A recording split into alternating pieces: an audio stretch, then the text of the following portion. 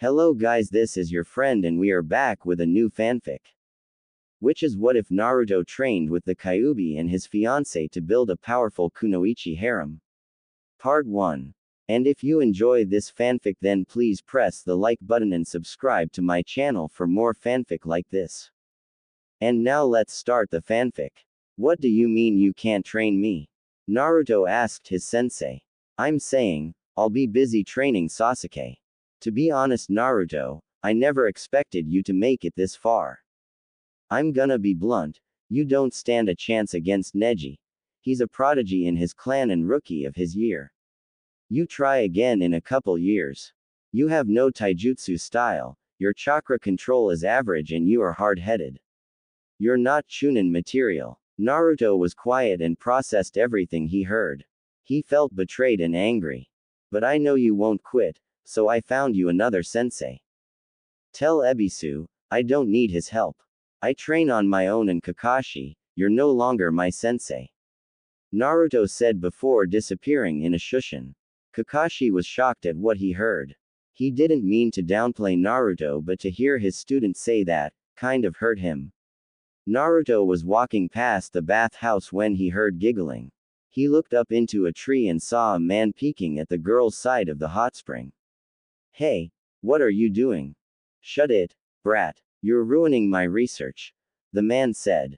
Your research? You're just a pervert. Ladies, there's a pervert here picking on you. Naruto before leaping on the branch and kicking Jiraiya in the spring. Naruto chuckled and proceeded to walk away. Naruto was still laughing when he heard Jiraiya screamed in pain from what he could imagine as a horrible beating. Hey brat. Naruto was soon lifted up by his jumpsuit and Jiraiya was glaring at him. What was that for? You're a pervert. Naruto said. I'm not just a pervert, I'm a super pervert. Jiraiya said, dropping Naruto. Whatever. Who are you anyway? Naruto asked. Who am I? The girls scream in joy when they hear my name. I'm Jiraiya the gallant and toad sage. Jiraiya introduces himself while doing a silly pose. Naruto's eyes widened. You're one of the Sannin. You're the one who trained the fourth. Jiraiya smiled and nodded. That's right, there was no one else like him. The best of the best. Can you train me too? Oh, can you remove this seal? The snake Tem put this on me. Naruto said, lifting his shirt. Jiraiya nodded. Alright, but this might hurt. 5-prong seal release. Jiraiya slammed his fingers on Naruto's stomach. Naruto clutching his stomach in pain and glared at the man. I told you it will hurt. Now how about we meet tomorrow and start your training? I'll drop by later after I talk to sensei. Naruto smiled at this. Great. See you later Ero Sennin. Naruto said, running to his apartment. Please, anyone, help me, I don't want to be sacrificed. Kin was being chased by Sound Nin after she found out she was going to be used for a sacrifice for her master or former master. Kin failed to kill Sasuke and lost to the Nara in the preliminary round. Orochimaru said she would be useful and thanks to her enhanced hearing, she found out about his plan. She was currently running through the alley of Konoha, ducking and weaving around trash. She could tell how wild the Sound Nin's footsteps were, letting lost sight of her.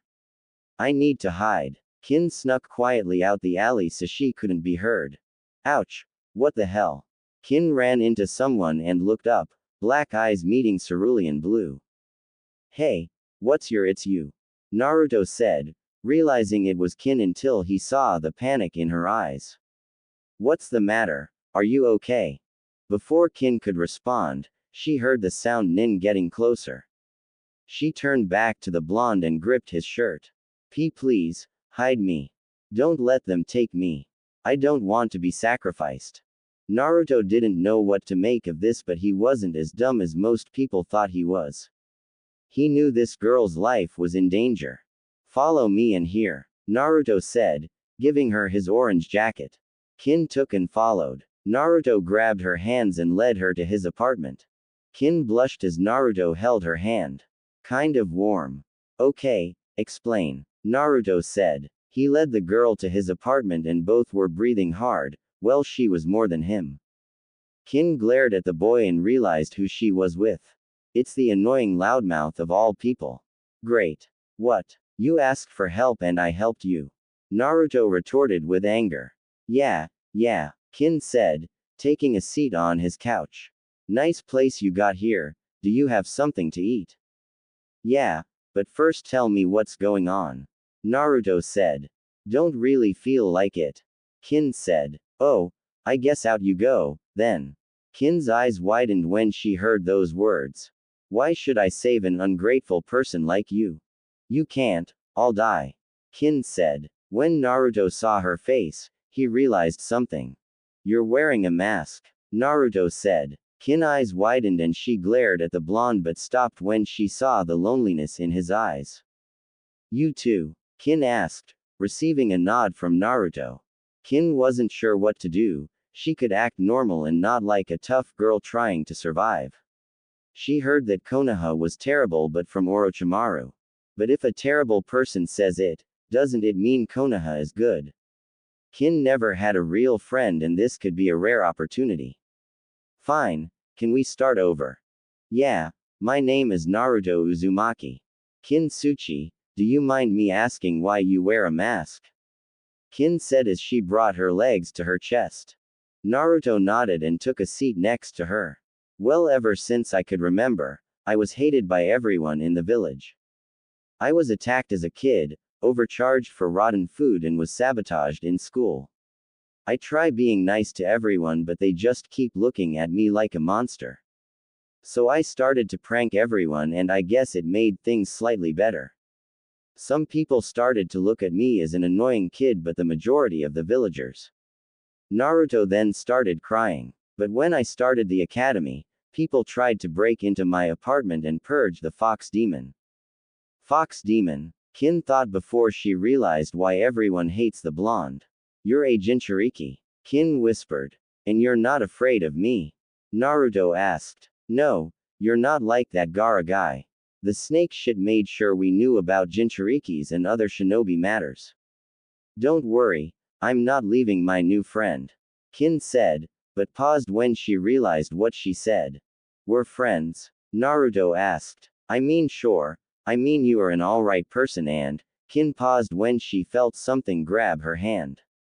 She looked at Naruto and for the first time, she saw him smile with his eyes open. His real smile. No mask, Kin-chan. When it's the two of us. Naruto said. Kin was quiet and slowly nodded. Right, Naruto-kun. So what's your story? Naruto asked. Kin sighed and laid her head on Naruto's shoulder. Not much, I was an orphan and found by Orochimaru. He said he could make me strong but I realized that was a lie the moment I saw how small the Sound Villager lair was, I was doomed. Every Kunoichi he made learned genjutsu unless they had a bloodline. When I met the two dipsticks, they started to abuse me because they were modified and assumed I was weak. That's when I decided to wear a tough girl mask. Naruto nodded. Did you have anyone? Well, my friend Tayuya. She is one of his elite nin but she despises everyone there. She looked out for me, from time to time. Wait, that's where I heard your last name from. You're from the Uzumaki clan. Kin said, making Naruto's eyes widened. I'm from a clan, but no one ever told me. Naruto said. It's weird, I could be wrong. You don't have red hair and I heard Uzumakis were born with high chakra reserves so big, they couldn't do the clone jutsu. Well, that's what Tayuya said. I can't do the clone jutsu because my reserves are high but I don't have red hair. I can tell. Kin said with a chuckle. Are you good with fuinjutsu or good with swords? Never bother to learn. Naruto said. Kin pulled out a book and handed it to the blonde. Well, I can ask Pervy Sage since he's good at it. Who? Kin asked. The kid means me and I got to say brat, you pick a good-looking girl to bring to your place. The two teens turned to see Jiraiya with a big smile on his face. Naruto wanted to ask why he was here but there was something else. Jiraiya-sensei. Jiraiya was shocked when he heard this. I see you are showing me the respect I reserve. And you might keep it if you're honest with me. Naruto said, shaking in fear. Jiraiya was curious on what Naruto meant but waited. Am I part of the Uzumaki clan? Jiraiya gasped. He wanted to deny it, but looking how fragile the blonde was, he decided to come clean. Sigh, yes you are. You weren't supposed to find out until you made Chunin unless you figured it out. I see, and by you not telling him, Naruto-kun wouldn't have made Chunin and you could die with the secret, Kin deduce. Jiraiya looked at the girl with a confused look. What do you mean? Kin looked at the toad sage, matching his expression. Well, since you hid Naruto-kun's clan status, he couldn't learn his clan's fighting style. From what I learn, clans have a certain taijutsu style and sometimes, ninjutsu style that ties to them. By not telling Naruto-kun, you weakened him and sabotaged him by trying to train him like a civilian instead of a clan heir. Kin said. Jiraiya was quiet, thinking about what Kin said. He never thought of it like that and he was ashamed since Konoha had more clans than any villages. Well, that's the Hokage mistake and I'll let him know. But we should focus on how to train you. Naruto nodded. And how are you going to train me? Well, while we work on your chakra control, I was going to let you sign the toad contract and teach how to use the fox's chakra. Jiraiya said. Naruto was disappointed when he heard this, but he decided to put on a fake smile, which didn't go unnoticed by Kin. She slapped Naruto on the back of his head, startling the two. Naruto-kun, tell him how you feel. Don't hide how you feel anymore. Naruto looked at his new friend and back at Jiraiya, who was confused by the ordeal. Fine, pervy sage. You know what I think of your so-called training. I think it's stupid. Naruto said in anger. Why do I need to use the Kyuubi chakra to get stronger? Maybe you don't care because you're a Sannin pervy sage, but I'm trying to become a Chunin and the Kyuubi chakra is going to scare everyone, not help. Jiraiya narrowed his eyes at the blonde and folded his arms. The Yondaime made you the Jinchuriki so you can master its power. It'll increase your strength by leaps and bounds. Do you not understand? Did the Yondaime have the Kyuubi? No, yet he was considered the strongest Hokage. If he can become strong without the Kyuubi, then, can I. Naruto summoned chakra from body, knocking Jiraiya and Kin off their feet. I'm getting sick of all you Chunin and Jonin thinking you know everything, Kakashi thinking I need more control, Iruka thought I was a failure because I couldn't make a clone and you thinking I should rely on the fox. I know my weakness and strengthens. Naruto breathes in and out. I want to be like the fourth and using the Kyuubi is not how I should do it, that's his power. You're not ready for that level of training. I agree you need to work on your taijutsu, but you shouldn't worry about the other things when you have an infinite power source. Jiraiya said. What good is a power source if it's used by a nobody? Naruto said. It seems we're not getting nowhere. Since you don't want to listen to me, you can find someone else to train you. Jiraiya said before disappearing. Naruto was trembling with rage. Naruto-kun, I'm sorry. No, you were right. I need to do things the right way. Naruto said. I felt it. The two turned to the door and saw a red-haired girl with glasses barged into his apartment. She turned to the source and smiled. Are you Naruto Uzumaki? Yeah, who are you and why did you just barge into my apartment? Naruto asked, but was shocked when the girl glomped him in a hug. I can't believe I found another one. Another what? Hello? Kin asked. Another Uzumaki. The girl said. Allow me to introduce myself, my name is Karen Uzumaki. I am from the Uzumaki clan.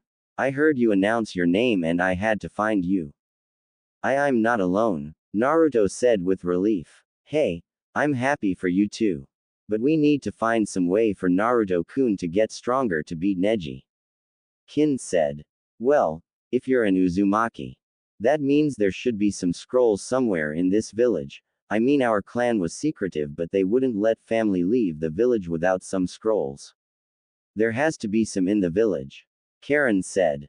She has a point, if they hid your family, there might be some scrolls in the village somewhere. Kin suggested. Naruto was about to respond, but he was pulled into his mind. Huh, why am I here? Because I called you here, brat. Naruto looked and saw a cage. As you know, I'm the Kyuubi and I believe I can help you. I admire what you said about using your own power instead of mine. Even though I can't stand you, you are still my host and you represent me. So, how are you going to help me? Naruto asked. I know who your parents are and where your heritage is. I will tell you where it is, but you have to promise to train till you break, until you sweat and bleed. I'll offer you my guidance, but that's all. Now leave before your mates worry. I'll tell you where it is, but make sure not to get caught. Naruto opened his eyes and saw the two girls staring at him. Are you okay, Naruto-kun? Karen asked. Yeah, I think I know where to go. Naruto said, earning a confused look from the girls. Where are we? Kin asked, standing in front of a huge house. Naruto gave the girls a warm smile, making them blush. This is Naruto-kun's real smile, all the time I've seen. This one feels warm. But why is he crying? His chakra is shining brighter than before. He's really happy. I like this feeling. Karen thought. Naruto looked at the girls, then back at the house. According to the fox, this is my parents' house. Naruto said, with a hint of excitement. Karen and Kin now understood. Naruto being an orphan and finally learning about his parents. Let's go in. The girls nod without a word and follow the blonde inside. When Naruto touched the doorknob, seals appeared around the house and registered the blonde before unlocking. When Kin and Karen walked onto the steps, seals appeared on their bodies, freezing them in place. What? I can't move. Karen said. Me either. Kin said. Kit, wipe your blood on the seals on their body and add some chakra. They're not registered to be here. They need your permission. Naruto nodded and bit his thumb before wiping it on the seals and adding some chakra. The seals on their body started to glow and wrapped around their wrist. I'm sorry about that, I had to register you to let you in. Naruto said, walking up to the girls and looking at the seal.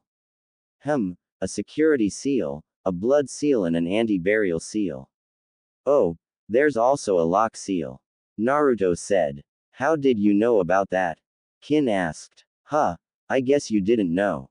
Uzumaki have a mentality bloodline that allows us to break down, store, create and combine seals. That's one of the few reasons we were feared. Naruto-kun, you never studied or looked at a seal before, that's why you never noticed. I see, let's go inside. Naruto suggested as the two girls followed him. Naruto looked around and noticed a picture framed on the wall. When he walked towards it, his eyes widened. My father is the fourth. Naruto muttered. Kin walked next to him in awe. You look just like him. How could your village not see it? They're clouded by fear. Karen said. They are blinded by their emotions and fear. Go down to the basement and look for a door that says Fuinjutsu. Naruto did as he was told and walked down the stairs. There were multiple doors in the basement with different labels. Fuinjutsu, Taijutsu, Ninjutsu, Weapons, Element Manipulation and Genjutsu.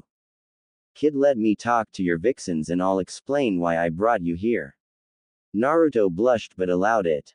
Naruto closed his eyes and opened it. Greeting vixens, I'm the Kyuubi and before you scream, I'm here to help you train. Kin and Karen looked at each other and back at the possessed blonde. Okay, but why? Aren't you evil? Not necessarily. There were events that played into my attack on this village, but enough of that. I'm impressed that you were able to convince the kid to drop his mask and decided to help you out. My last host and her mate were stronger than the average shinobi. I've seen how they train and I'll teach you the same way they learned. I'm going to place resistance seals on your bodies to build up your strength and speed. Then I'll bring out your potential. Each door was created by the kid's father, and in those doors are endless books and fields to practice the purest form of training. Karen, since you and the kid are Uzumakis, you'll use clones and send them. Kin, how many shadow clones can you perform? About 5. Kin answered. Kyuubi Naruto nodded. Good, Now in the element manipulation room, there should be some chakra paper. I want you three to find out your affinities and we'll go from there. Naruto, make a clone and let me take over it. It'll be easier on you. Quote. The three nodded. Naruto created a clone and they went into the designated room. Naruto opens the drawer and there is paper in it. That's it. Naruto passed some to the girls and the three poured chakra into it. Naruto paper split, one side got soaked and the crinkled. Karen paper was soaked on one side and the other turned to dirt. Finally, Kin's paper split and was surprised at the result. I'm surprised, each of you has 2 elements and the kid has 3. Why is it important for us to learn our affinity? Kin asked. Because I'm going to train you 3 each in the purest form of martial arts before the world was tainted by ninjutsu and power. You might not realize but each affinity besides lightning is connected to a form of martial arts. Let's start with Kit, since your primary affinity is wind. The 2 types of martial arts that fit you are wind circle dance and shape will fist. Wind circle uses a circle and light movement that requires you to be behind your opponent and disappear from sight like the wind and palm strikes and light first jabs. Like the Hyuga, Naruto said, thinking of Neji. Yes and no, the gentle fist mixes water, earth, wind and lightning into one style. The Kyuubi saw the confusion on the 3 faces. They use palm attacks like wind but not their fist, they guide their opponent like water, the finger strikes are like lightning and are designed to take down their opponent and earth to stay stationary. Although their style is strong, it's not pure. You 3 will learn the pure styles of your main affinity. Now, the second wind style, strong will fist. You attack like the wind, you force your opponent away from you and disrupt their movement as you move in a straight line while evading your opponent. Naruto, you'll work and learn to use these 2 styles as one, alongside manipulating the wind around your body. Kin, you'll do the same since the wind element is your main affinity. Karen, your affinity is water. So your style will be Tai Chi, Yin and Yang flux. Your style is flexible and you guide your opponent the way you want, while slipping through their offense and defense before striking. I told the kid's mother about the stances, so the scrolls should be in the taijutsu room. Naruto and Kin, after you apply training seals on your body, I want you to blindfold yourself and try to use the wind as a guide. Kit, you are allowed to use your clones for help. For the taijutsu, you're on your own. And before I forget, talk to the old man about the 2 girls. You shouldn't hide them but you can keep your training a secret, the Kyuubi clone said before disappearing in a poof. Well, I guess we should start with seals. Karen, can you put some on Kin? Naruto asked. Why can't you do it? Kin asked. Because you have to be. Naruto said with a blush. The 2 girls looked at each other and at Naruto. I don't care. Both girls said at the same time. What? Why? Naruto asked, face turning red. I trust you and owe you my life. Kin said. If you were anyone else, I would kick your. As for me, I can sense the true nature of chakra and you feel warm. Plus since we are the last of our clan, we should revive it. Karen asked. Naruto was stuttering like a bug. What? He just passed out. The girls chuckled and pulled him into the Fuinjutsu room. Hey Gigi, I have something to talk. Naruto stopped speaking when he saw a woman with auburn hair talking to the Hokage. Sorry, I didn't know I was interrupting something. It's fine Naruto-kun. This is the Mizukage and we were just discussing a treaty between our village. Sarutobi said. Naruto. Mei repeated, would you happen to be the son of Kushina? Mei asked, making Hiruzen panic. You knew my Ka-chan. Naruto asked. Hiruzen's eyes widened. Wait, you know who your mother is? The Hokage asked. Naruto turned to his leader and sighed. I'm not the idiot most people think I am. I just wore a mask. Kin here convinced me to take it off today. I can't tell him the fox told me who she is. All of a sudden, Mei started to leak killer intent. Why was I told my fiancé died? Mei asked, pulling out a scroll and handing it to the Hokage. Hiruzen opened it and looked confused. This is not my handwriting and this stamp is outdated. I have a feeling I know who's behind this. Hiruzen said, thinking of a certain warhawk. Anyway, Naruto-kun. Apparently your mother was friends with Mei's mother and signed a marriage contract. Mizukage-sama, why don't you introduce yourself? Mei nodded and walked to the blonde. Nice to meet you, Naruto-kun. I'm Mei Terumi. I'm the Mizukage. I'm Naruto Uzumaki. Nice to meet you. Wait, why would you want to marry me? You don't even know me. Naruto asked. Mei smiled. Good question. I looked up to your mother and when my mother found out she was pregnant, the contract was from. I know that Uzumaki's value family and loyalty, that's something I respect. Plus, you're kinda cute but you should wear less orange. Naruto nodded. Wait, I have something to say. Karen said.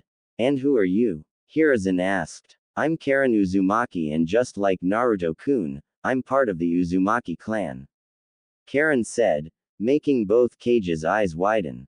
I also was hoping to get to know Naruto-kun and possibly restore our clan. But you just met, why do you want to marry him? Hiruzen asked. I'm a sensor but a special kind. I can feel the true nature of people's chakra and Naruto-kun's chakra feel warm, safe and positive. It's so bright, like it can light up the darkness. Naruto-kun has to be a great guy for his chakra to feel like that and since we're both the last of our clan, it's a great opportunity. Karen said. I'm also kind of interested in him, not to marry him right away but to probably date him. Kin admitted. Naruto saved my life from Sai Orochimaru. Hiruzen's eyes widened. You see, he's the leader of Oto and he was planning on sacrificing me. Naruto-kun hid me away and even though I attacked his teammates, he still forgave me. And before you ask, I don't know anything he's planning, I was basically cannon fodder. Hiruzen sighed. I see. Well Karen and Kin. I can offer you both citizenship here. Kin, you will be on probation for a month and I'll have my Anbu watch you. Karen, since you're from Kusa, I offer something to them for a trade. Don't bother. Orochimaru has some control there. I don't follow him but you shouldn't trust that village. Karen said. Hiruzen nodded. And you don't have to worry about Anbu following Kin. Mei said. I'll watch over her while I am here and get to know the two who's after my husband. Mei said. You three do realize that since Naruto-kun is the last of his clan he's allowed to marry more than one woman. Hiruzen said. All four of their eyes widened and they looked at each other. I guess we have to get to know each other. Karen said. Wait, don't I get a say? Naruto asked. Naruto-kun. Naruto turned to his surrogate grandfather. If you refuse this, it could mess up the relationship between Kiri and Konoha. It'll be better for you to accept this. You can date more than one girl, so it shouldn't interfere with your love life. Just give it a chance. Naruto turned to Mei and the girls. Are you okay with this? Mei smiled. Thanks for the concern but if I wasn't okay with this, I would have never brought it up. Mei said. Just to let you know. I'm also the Jinchuriki of the Kyuubi. Naruto said, seeing how the cage will react. And, Mei replied, I'm not going to hate you for that. Mei said with a warm smile. Naruto returned the smile and thanked her. Naruto-kun, why don't you head out while these girls sign some paperwork? I'll send them out when they're done. Naruto nodded and left the tower. When Naruto walked out the tower, he saw Sakura walking towards the building. Sakura-chan, what are you doing here? Naruto, I found you. I was hoping you and Sasuke could hang out tomorrow and get a break before your fight in 2 months. Sakura said. I hate to break it to you but Hatake-san took Sasuke out of the village for 2 months to train him. Naruto said. I see. Wait, why did you call Kakashi-sensei by his last name? Sakura asked. Multiple reasons but I can spare some time tomorrow. We can hang out for a bit, where would you like to go? Naruto asked. Huh, never mind Naruto. Just forget about it. Sakura said. What? But why? You just said you wanted us to hang out. Naruto asked. Just forget it, Naruto. Sakura said. Maybe next time. Naruto was about to drop it, but he remembered he wouldn't wear his mask. I bet by next time, you mean 2 months. Naruto said with a hint of anger. I said drop it, Baka. Sakura said, glaring at the blonde. No, Naruto responded, surprising the Pinkett. Why do we need Sasuke to hang out with us, for you to hang out with me? Aren't we friends? It's not about you. Sakura retorted. No, it's always about Sasuke. With you and Hataki-san, I try to be nice and be friends with you three, but I get shit in return. Naruto said. Drop or I'll pound you. Sakura threatened. Naruto scoffed at that. Fine, you get one chance. Tomorrow at noon, I'll be at Ichiraku's with some friends. I hope you are there. Or what? Sakura asked. Or we're done. Naruto said, shocking Sakura. If you're my friend, you'll show up. Whatever. Sakura said, walking away. Naruto shook his head in disappointment. Wow, that was intense. Naruto turned his head and saw Mei, Kin and Karen. He smiled when he saw the changed headbands on the two genin. Are you okay? Kin asked. Yeah, just now realizing a lot of things. Naruto said. Don't worry about that weakling, she's a shallow harpy. If she doesn't show up tomorrow, she will lose a good friend. Kin said, walking up to the blonde and putting a hand on his shoulder. Naruto nodded and turned to the girls. Well, it's getting late. I got some empty apartments in the building. You girls can stay there, and Mei-chan, I'm sure you have a hotel. I can walk. No need, I'll go with you. Like I said, we need to get to know each other. I heard you were in the finals. If you want, I can help train you. Mei offered. Naruto smiled and nodded. I appreciate it. The world is going to know the true Naruto. The next day. Naruto-kun, why are you eyes covered by your headband? Ayame asked. She was happy her favorite customer came to the stand since she hadn't seen him in a month.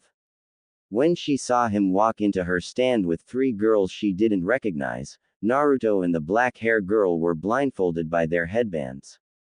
The other weird thing was that Ayame can feel wine slowly circling around the two, on and off. We're doing a special kind of training. Naruto said, with Kin nodding. I see. Well, if you're okay. Ayame said, unsure. Excuse me. Karen said, getting Ayame's attention. Can I have another bowl of shrimp ramen? This is the food of Kami. Karen said. I knew someone would understand. Naruto said. Can I have another bowl of beef ramen? This is pretty good. Mei said, eating some vegetable ramen. Naruto was eating his next bowl but paused. Is she coming? Naruto asked. Karen knew who he was talking about and looked through the curtains. I'm afraid not. Fine, she had her chance. Naruto said, before returning to his other girls frowned. Naruto told them about his relationship with Team 7 and they were quite disappointed. The sensei favoring one student, the Uchiha only cares for himself, and the useless fangirl who only cares about her crush and wouldn't train. Don't worry, Naruto-kun, you have us in your tenant as well. We'll train you in the next couple months. Mei said. She then felt a tap on her shoulder and she turned around, saw what seemed to be a chunin. Excuse me, ma'am, but what are you doing with these brats? Why don't you and I go share a drink? The man said. Sorry, you're not worth my time. Mei said before returning to her food. What, so you rather spend time with the demon? Watch what you say. Mei said. I'm the Mizukage and Naruto here as my guide. So if you're not careful, I'll melt your balls off. Mei said in a cold tone. The chunin went pale now that he knew his woman was a cage. He took off, away from the stand. Thanks, Mei-chan. Naruto said. No problem, Naruto-kun. Mei said. Now I came up with a schedule for your training. After the first month of your wind manipulation, wind ninjutsu, fuinjutsu and taijutsu training, I would like to help with your water manipulation, alongside Karen. Mei said. Naruto agreed and the four got up and waved Ayame goodbye. Mei resisted the urge to laugh because the three genin was struggling to walk because of the weight seals, and Naruto was slightly heavier since Kuruma told him he'll repair his muscles and reconstruct them. Naruto knew one thing: it was going to be a brutal 2 months. The group made it back to the Namikaze estate thanks to Mei body flickering them there. Mei took them to the lake behind the house and sat the three down. Okay, Naruto-kun, what does the fox plan for that? I don't know. He wants me to learn Kenjutsu and some fire and wind jutsu. Naruto answered. I understand wind, but why fire?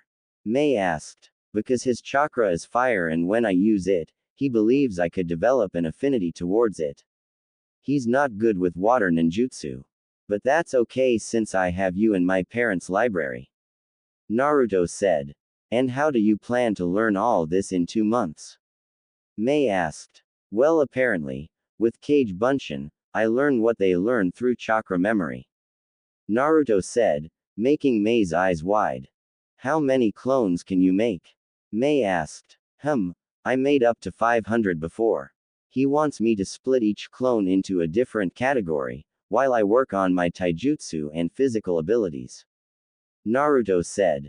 Well, in that case, I don't have to wait a month to train you. Karen, can you perform the jutsu? Mei asked the female Uzumaki. Yay, I can make 100. I use most of my chakra for medical ninjutsu. Karen answered. I can make 5. Kin said. Mei nodded. Okay, split a 1/5 of your clones for a group with wind manipulation, water manipulation, chakra building, chakra control, and fuinjutsu. Next month, we'll replace the chakra control clones with ninjutsu. Hopefully Kin can build up some chakra to use more clones. Mei said. Hi, Mei sensei. The three said. Mei was shocked but smiled. Sensei. Huh, I never had students before. Kinda like it. Mei said. Kit, there are 2 jutsu I want you to learn this month. Kuruma said, earning Naruto's curiosity. A month later. Damn, why are you betraying us? Suna and Konoha are allies. Hayate asked, clutching his chest. It's nothing personal, it's for our village and we can't have you spilling information. This is goodbye, Baki said, preparing to end Hayate's life, but out of nowhere, something flashed in between the two in a bright orange light, then Hayate was gone. The Konoha Chunin exam finals are finally here. The stadium was packed and people were excited for the finals. Everyone made beats between each of the contestants. Between Naruto and Neji, Neji got 95% of the bets, while Naruto got some from Karen, Kin, Mei, Yugao, and surprisingly Anko. Where is Sasuke-kun? Ino asked, looking at her crush. Every one of the participants was there except Dosu, Sasuke, and Naruto. I hope he's okay, Sakura said in a depressed tone. The whole 2 months, she had not seen Sasuke at all and it was bringing down her mood. Ino picked up on this and rubbed her friend's back. It's okay, he still has enough time. Ino said. No one wants to miss him fight. Sakura nodded. Yeah, you're right, I know I am. Besides, we should cheer for Naruto. Ino said. Sakura's eyes widened but frowned when she remembered her last encounter. There's no way he meant what he said. Yeah, you're right, wait, that Baka isn't here either.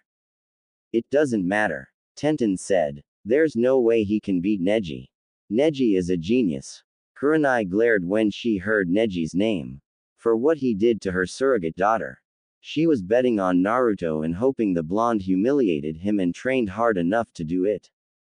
Naruto, where are you, troublesome blonde?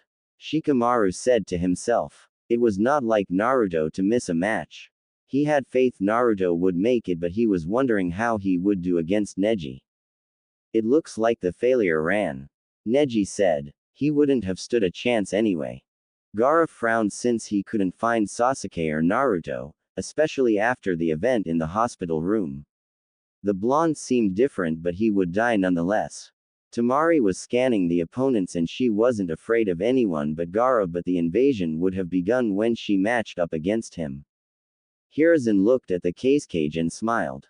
I'm glad you could make it, Cage-sama. Hiruzen said. Thank Hokage Dono. The cage looked over and was surprised to see Mei. And who is this? Mei smirked because she knew who the cage really was. Pleased to meet you. My name is Mei Terumi and I'm the Mizukage. Orochimaru's eyes widened. He didn't expect the Mizukage to be here. But he doubts it could put a wrench in his plan. Likewise. Now the Chunin exam's final match will begin. Everyone except for Neji and Naruto please leave the arena. Other genins walked up to the balcony and Neji stood in the field. Naruto Uzumaki, please come to the field. I'm already here. A voice said and a tornado appeared and when it dispersed, Naruto was there. He was wearing a white jacket with black stripes and black cargo pants with white lines going down and a black muscle shirt underneath. He wasn't wearing his headband on his head but around his neck. He went from 4.9 to 5.2 and his hair was spikier and had bangs on the side of his face. The most noticeable thing was the bandages around his eyes. I'm ready to begin, Genma-san. Naruto said, in a calm manner. Alright, what about you Hyuga-san? Neji nodded. Genma nodded and raised his hand. You may begin. Genma jumped back. Neji narrowed his eyes at Naruto. What is the meaning of this? Naruto tilted his head in confusion. What do you mean? The bandages over your eyes? Are you perhaps injured? Neji asked. No, my eye works fine but thanks for the concern. Naruto responded. Then why are you blindfolded? Are you insulting me? Neji asked with anger. Not really, I only take these off if my opponent is worthy. Naruto said, trying to rile up Neji. Please, you're a clanless nobody and blinding yourself made you even weaker. You will not win this fight, fate already dictate me the winner. Neji said with confidence. You'll be wise to surrender. I know every move before you'll make it. You can see the future. Naruto asked. So know my next move. Naruto disappeared in a blur and appeared in front of Neji and lined his fingers up with Neji's chest. Then how come you couldn't see this coming? Naruto made a fist, channeling wind through it and Neji was sent flying to the stadium wall and slammed into it. Over already?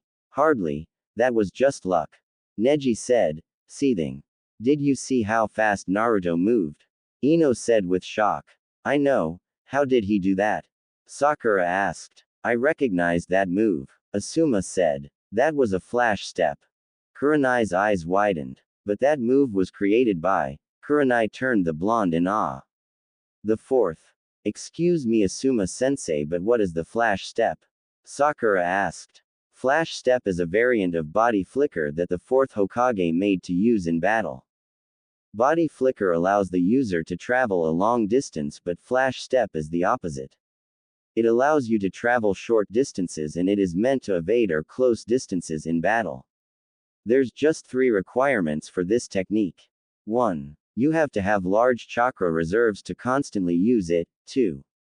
You have to have close to perfect chakra control and 3.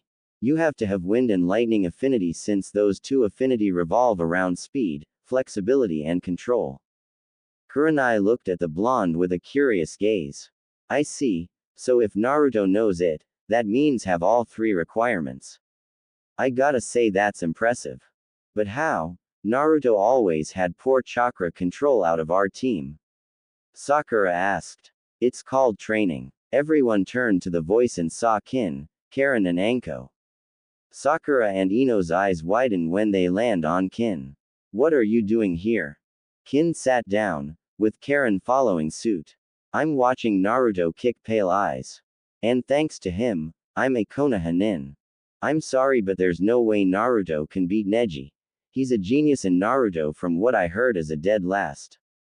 Tenten said. After all, Neji is from the Hyuga clan. That may be true. Karen began. But Naruto is from the strongest clan.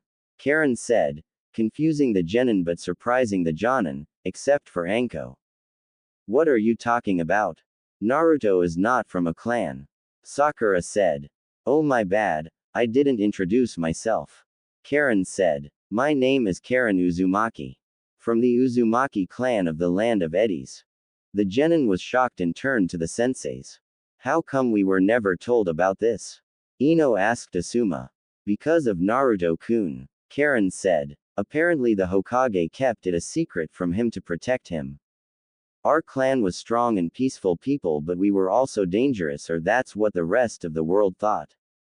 During the Second War, while Konoha was defending the village, Kumo, Iwa and Aim decided to destroy our village because of our knowledge in Fuinjutsu and Kenjutsu. I'm sad to say that Naruto-kun and I are the only ones left, but during the siege, our clan killed 80% of the enemy's forces. Asuma nodded. And because of that, Konoha won the war. Wow, that's amazing. Tenten said. Do you know any Kenjutsu? Tenten asked. Yeah, me and Naruto both do. Karen said. What? Naruto doesn't know any Kenjutsu. Sakura said. There was no way her Baka teammate could learn Kenjutsu. He was impatient and rash. She wouldn't believe it. Shut it, Pinky, and watch. If you're lucky, you might see it. Kin said. Wow. Gotta say. Foxy looks good. Anko commented. Kin and Karen looked at each other and smirked.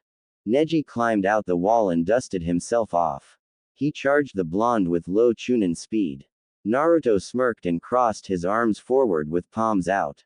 Neji thrust his palm at Naruto, but Naruto twirled around Neji, getting behind him and palmed his back, making the Hyuga stumble a bit. Naruto jumped back and created two seal-less clones. Neji turned around and smirked. You backed away and decided to hide behind your clones. It won't save you. Naruto didn't respond. Go. The two clones charged Neji. One of the clones jumped over the Hyuga. Neji thrust his palm towards the clone in front of him, but the clone twirled to the side.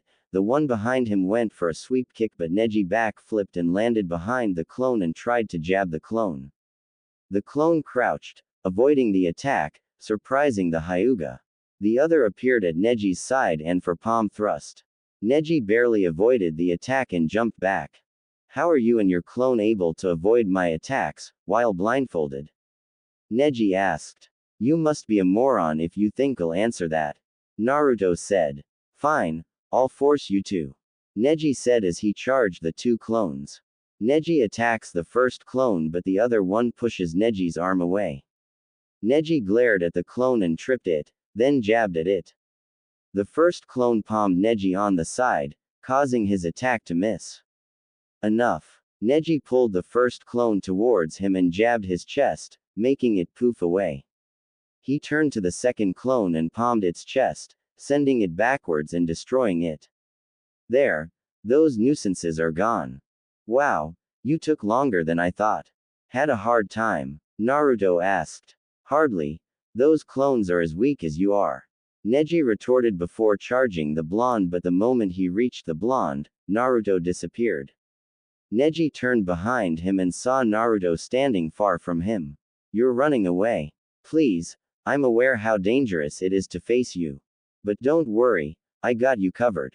Naruto said before creating 4 clones. Go. Clones again. They didn't work before. Neji said, but was surprised when the 4 clones disappeared in a flash step. Instincts kicked and Neji ducked under a punch from a clone. He attacked the clone, but his arm was grabbed by another clone. A third appeared at Neji's side and punched his face. Then the last clone appeared in front of Neji but didn't attack. Neji, thinking he had an opening, thrust his palm at the clone's chest, landing the hit. Boom. Was all the clone said before it exploded, destroying the other clones. Neji was sent flying back with burnt marks on his body. What was that? Sakura asked. Exploding clones jutsu. It's a type of clone that creates an explosion depending on how much chakra input you pour into it. And just like shadow clones, it can move. Karen answered. Where did he learn that? I have never seen that before. Sakura asked. Kin and Karen snorted at that, gaining the pinkett attention. What? Maybe if you didn't ditch him, you would have known. Kin said. I told him I didn't feel like it, Sakura said. Unless the Uchiha was there. You don't know this, but Naruto was hurt by it. He doesn't even consider you a friend. He told us what he said to you. You didn't show up. Kin said. That's not true. Me and Naruto are friends. Sakura said. Not in his eyes. He told us that you two are done. If you don't believe us, that's fine, but answer this. Why would we lie to you? Karen asked. Sakura didn't answer and turned to Naruto with a sad expression. Don't listen to them, forehead. Naruto will bounce back like he always does. Ino said. Doubt it. Karen, Kin and surprisingly Anko said. Everyone turned to Anko in shock. What? The hottie tore off his mask. I know the kid always keeps his promises. Is this all you can do? Make clones? Neji asked. Naruto tilted his head and smiled. Well, I was just trying to prove I had what it takes to make Chunin by learning your fighting, while forcing you to damage yourself. What do you mean? Neji asked. Well, most people don't know this, but when a shadow clone is destroyed, I learn what they learn, and not only that, they're as strong as the original. Naruto said, making Neji's eyes go wide. It doesn't matter, you're still a weakling. Neji retorted. Really? Maybe it's about time we got serious. Naruto said before rushing Neji, with swirls of wind around his arm. Rising storm. Naruto uppercutted and a tornado rises from the ground, sending Neji in the air. Naruto created two clones and tossed them in the air. Neji was twirling in the air as the clone reached his height in the sky. Uzumaki barrage. Neji kicked to the ground by the clones, creating a crater as he slammed into the dirt. Temari was amazed at how strong Naruto had gotten, but what amazed her was the attack he just created. Months ago, he couldn't create a wind attack like that. It was as strong as my attack with 2 moons, but he did it without hand signs and with ease. To think this is the same brat who used to wear the orange jumpsuit. Gaara was watching the blonde closely. He's worthy. I will have your blood, Uzumaki, and neither you nor your demon will get in my way. Wow. When could Naruto do that? Ino asked out loud. That was impressive. To use a jutsu like that, I wonder if he could teach me. Asuma asked. This is still nothing. Karen said. Naruto is hiding so much more. Hiruzen smiled alongside Mei. Wow. He improved so much. I assume he used clones to train. Hiruzen asked Mei. Mei giggled. Yeah, it was one of his greatest tools. Well, that and his endless stamina. I can't wait until we're married. Hey sensei. Am I late? Jiraiya asked. You got here in time. Hiruzen said. Jiraiya sighs in relief and turns to Mei with a lecherous grin. And who do we have here? I'm Mei Terumi, the Mizukage, and if you keep staring at me like that, I'll have to melt your balls off. Mei said with a scary smile. Sorry. Anyway, how's the Gaki Wo? Is that the shrimp? He grew up. Jiraiya said in surprise. The Cage was shocked that Jiraiya alongside Mei was here. First the Mizukage, now Jiraiya. I miscalculated. He thought as Hiruzen told Jiraiya everything Naruto did to Neji. To say Jiraiya was speechless was an understatement. Wow, I'm impressed. The Gaki was actually working hard. Now that he got some significant training, I can train him my way. Jiraiya thought. He didn't notice Mei analyzing him with a small smile. Neji got up out of the crater as Naruto walked close to him. Give up. Neji glared at the blonde and smirked. You're a fool to defy fate and a bigger fool for getting within my range. 8 trigrams. 64 palms. Neji got into a stance and began to strike Naruto rapidly. 2 palms, 4 palms, 8 palms, 16, 32 palms, 64. Neji didn't finish because Naruto exploded, sending him back. You should have paid attention, Naruto said, standing next to 2 clones. When I hit you in the air, I made a clone and left it below. He walked forwards and you didn't notice it was me. It doesn't matter, I'm going to win. Neji said, struggling to stand. Naruto shook his head and chuckled. Why do you believe in fate so much? The Hyuga clan's heritage of hatred. What people don't know is that the main branch of the Hyuga clan practices a secret ninjutsu, the curse-marked jutsu. So the Hyuga clan used Fuinjutsu and branded it on the lower branch. Why? Naruto asked. The curse seal is like a cage bird, wanting to be free. By that mark, we are bound to a destiny we cannot escape. Neji took off his headband and revealed the mark on his head. I was branded with the mark when I was 4 years old, and on that same day, Kumo and Konoha signed a peace treaty and we celebrated. But it was a secret undercover mission. They tried to kidnap one of our clan's children to gain the Byakugan. That child was none other than Hinata-sama. When the Kumo nin got caught, he was put down by Hiashi-sama, but because we had no proof of the act, Kumo looked at it as treason and demanded an offering, or it would have been war. Instead of Hiashi-sama, he offered up his brother, my father, and he died that day because he was from the side branch. Because it was his duty, destined to serve the main branch, and that's why fate is absolute. We cannot escape it no matter how much we try or want to. The main branch can kill us at any time and use the fear to make us obey them, or we die. Naruto closed his eyes and shook in anger.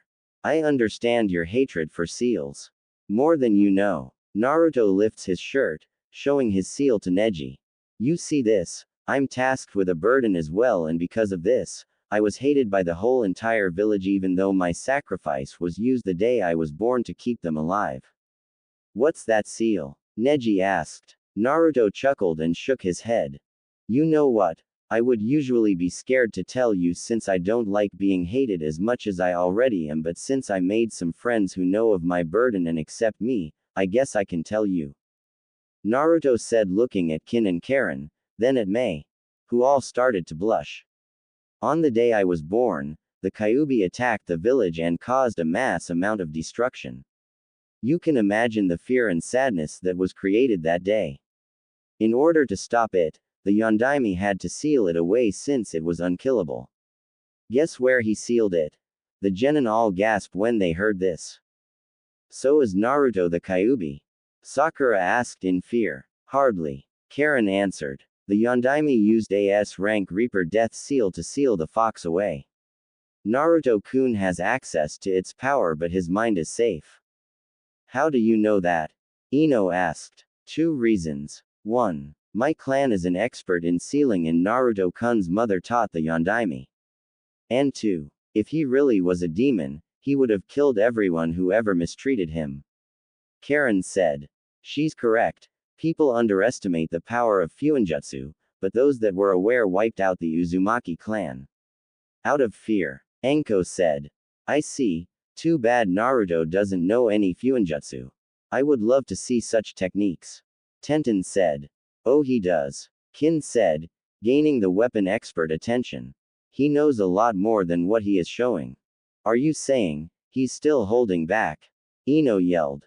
What the village don't know was that if I ever died or committed suicide, the Kyuubi would be free. The civilians gasped in fear when they heard this. They beat me, sold me rotten groceries, ignored me, called me a monster, and sabotaged me in the academy. Even Iruka hated me for the first 2 years I was there. But I didn't give in. I kept trying to gain their acceptance. And that's what pissed me off about you. You gave up. You don't try to change things like Hinata. No, you took all your anger and hatred and threw it at her. You said you were meant to protect her, but guess what? By trying to kill her, you were trying to change destiny. Naruto narrowed his eyes at the Hyuga and smiled. But I believe you can change it. You are a genius and got the drive. Help Hinata unite the clan and prove to them that you're worth a damn, because unlike me, you are not a failure. Neji was speechless and gave a smile. If you can win this match, I'll give you my word I'll change. Then I guess I better win. Naruto said before clapping his hands together. Here's one of my own creation, wind style, cyclone dance. 5 tornadoes formed from the sky and went toward the Hyuga. Rotation. Naruto started to spin in rapid speed as the tornadoes collided with his defense techniques. Can't hold, Neji said. He was still in pain from Naruto's earlier attacks. Soon he was overwhelmed and the 5 cyclones became one and he was in it, taking multiple cuts. Time to end this. Cyclone dive. Naruto said as the tornado shot in the air with Neji in it and dove to the ground, slamming Neji in the process. Neji coughed up blood and couldn't move. I guess I lose, Neji said, looking up to the sky. The winner of the first match. Naruto Uzumaki. The crowd cheered. Naruto turned to Mei, who winked at him. Hiruzen gave him a nod of approval and Jiraiya just smiled. Naruto walked up the stairs and was greeted, to his surprise, by Temari. That was an impressive match. I heard you say, you created those wind jutsu. Temari said. I gotta say, you looked good without the orange. Yeah, it was difficult, but my taijutsu is based on my wind affinity. Maybe we can trade ideas sometimes. Naruto teased. Next match will be Sasuke Uchiha vs Gaara of Suna. Naruto snapped out of his thoughts and looked towards the arena. Gaara stood in the middle, irritated. Naruto rubbed his temples and shook his head. Not happening, Naruto said. Temari looked at her fellow blonde in confusion. I'm not going to let him get away with this, Naruto said before using a wind shushin, shocking Temari. I got to ask him how he did that, Temari said. Naruto appeared in front of the cages and bow. Hey Gigi, Naruto said. Naruto, my boy, congrats on your match. It's rare to fight a Hyuga and come out unscathed, Hiruzen said. Yes, I was quite impressed, Mei said. Naruto smiled and approached the Mizukage and kissed the back of her hand. Mei blushed at the interaction. What a gentleman. Neko appeared and kneeled before the Hokage. Hokage SMA, it would seem that Sasuke is not here. Hiruzen rubbed his chin. This could cause problems. Why won't we postpone the match? A lot of people came to see Uchiha fight my son. It'll be a shame to disappoint them, the Kazekage said.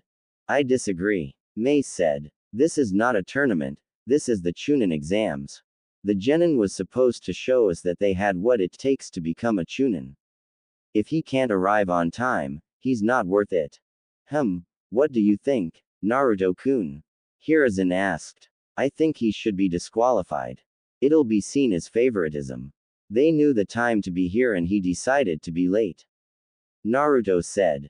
If I may, I agree with the two. Neko said. You have to treat everyone as equal. No, I need Gaara to force Sasuke-kun to use the curse mark.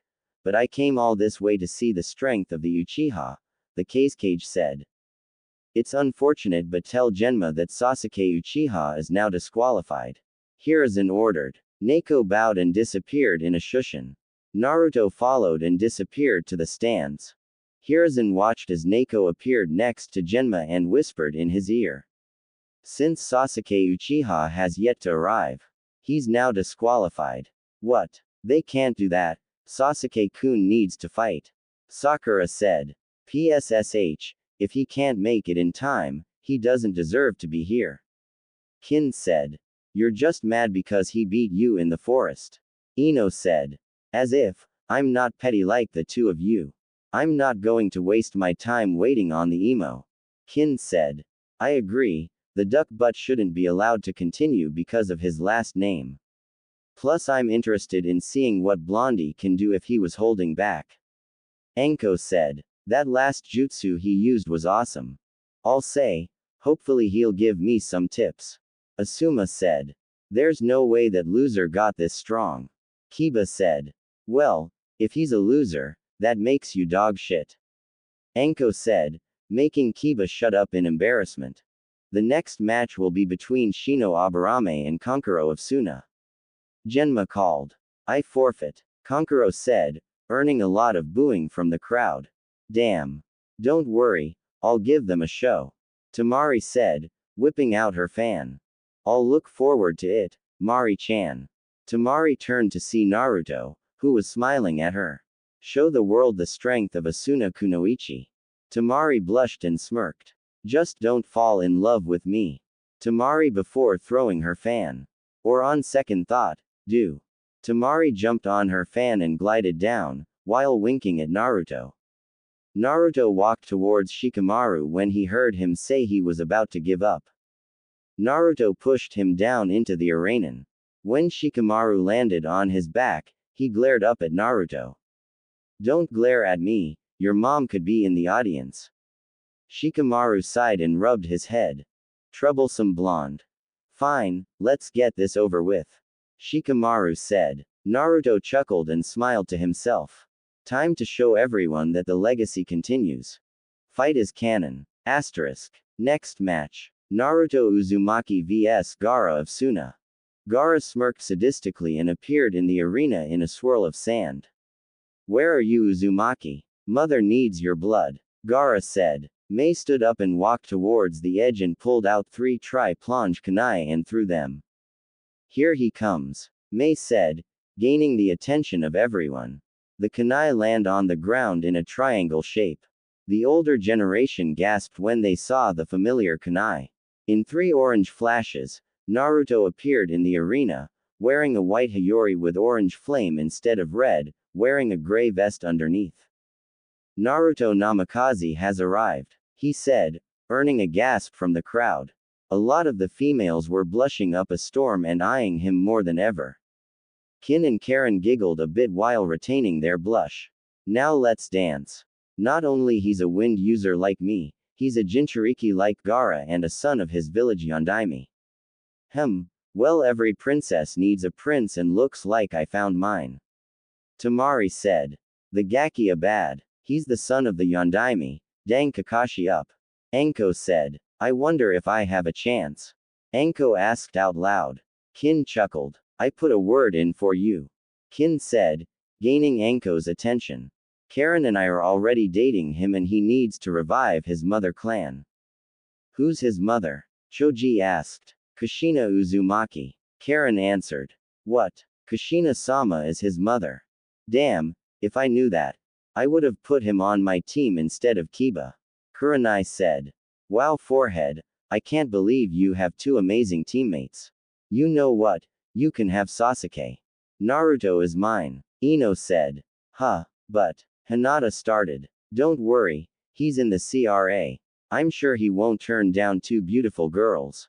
Ino said. He will if we tell him no. Karen said. Naruto-kun is not going to hook up with just any girl. He doesn't want a fangirl or anyone who wants him for his status. And he told me how you treated him in the academy, Ino-san. At least he's not a pervert. Kurenai said. Naruto and Gaara were staring and smirking at each other. Uzumaki, mother wants your blood and she will have it. You will prove my existence. Naruto just chuckled. Listen, Gaara, that's not how this is going to go down. We will fight like monsters, throw fist here and there, but the end result of this. Naruto summoned his mother's katana and unsheathed it, pointing at Gaara. You will be beaten up to a pulp, cut up with bruises and bathing in your own blood, face to the ground beneath my feet.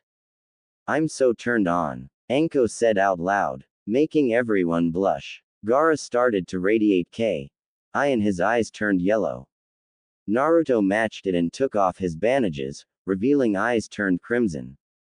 Genma was about to start when a swirl of leaves appeared between the 2 Jinchuriki, revealing Sasuke and Kakashi. Are we late? Kakashi asked with an eye smile. Yo. Kakashi said with an eye smiled. Sasuke stood behind him, smiling in a calm way. You, move out the way. Gaara said, irritably. Kakashi turned to Gaara and gave a nervous chuckle, not noticing Naruto. I'm sorry for keeping your match from Sasuke.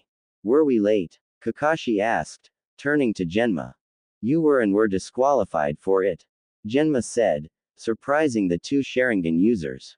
Kakashi thought Sasuke being the last Uchiha, they would push back the match. What? I trained so hard. I need to fight, Sasuke said, angered at the fact he couldn't fight. You don't interest me anymore, Uchiha. Move before I kill you. Gaara said. You heard him, move out of the way, Hatake-san, and take Uchiha-san with you. Kakashi and Sasuke turned to the voice and saw Naruto glaring at them coldly. Kakashi gasped when he saw what Naruto was wearing, it reminded him of his sensei. Dweeb, what are you doing here? This is my match, so leave before I make you. Sasuke threatened. You must be hard of hearing, You are disqualified. And get this through your skull, you are not the boss of me. Naruto said. Naruto, what are you doing here? Did you actually beat Neji? Kakashi asked. It's Uzumaki-san or Namikaze-san, to you. Now I have a fight to win. Naruto said. Kakashi was about to retort when he started to get booed by everyone. He grabbed Sasuke's shoulder and shushed him away to the stand. Kakashi appeared in the stands next to his fellow Jonins. Can someone tell me what's going on? What exactly confused you, Kakashi? Kurenai asked. Why is Naruto fighting Gaara? Kakashi asked. Because the blonde hottie kicked Pale Eyes. Anko said. You weren't here, so let me fill you in.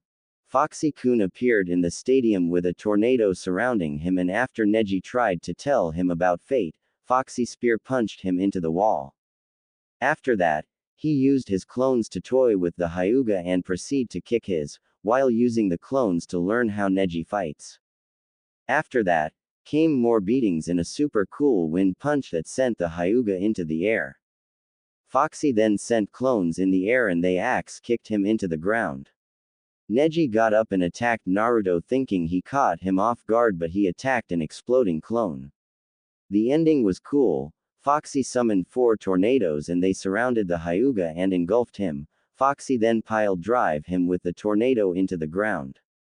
And the best part, he did it blindfolded and didn't even get hit once. Anko said. What? He beat Neji without getting touched? Kakashi asked in disbelief. Yes, Kakashi, and according to the 2 girls here, Naruto was holding back. Asuma said. Kakashi looked ahead and saw Kin and Karen eyeing him. And who are you two, if you don't mind me asking? Kakashi asked. I'm Kin Tsuchi. I would say nice to meet you, but that'll be a lie. Kin said.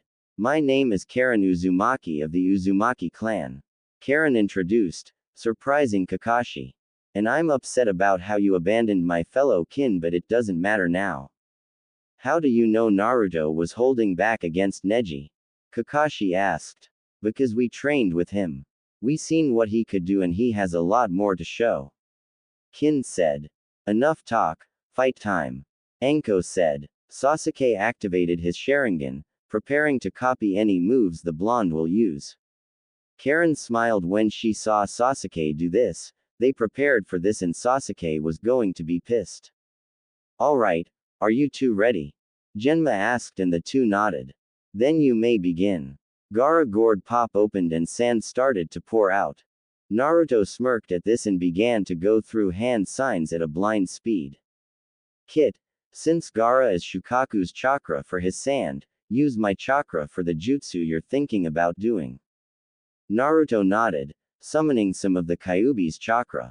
Uzumaki crying sky. Clouds started to cover the arena and it began to rain.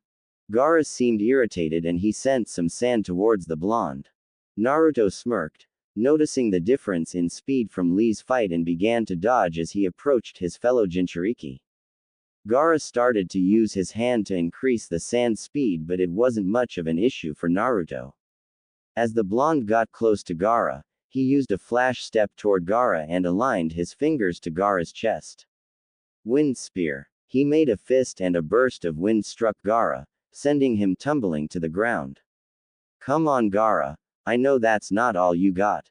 Gaara stood up and cracks appeared on his body, indicating he was wearing his sand armor.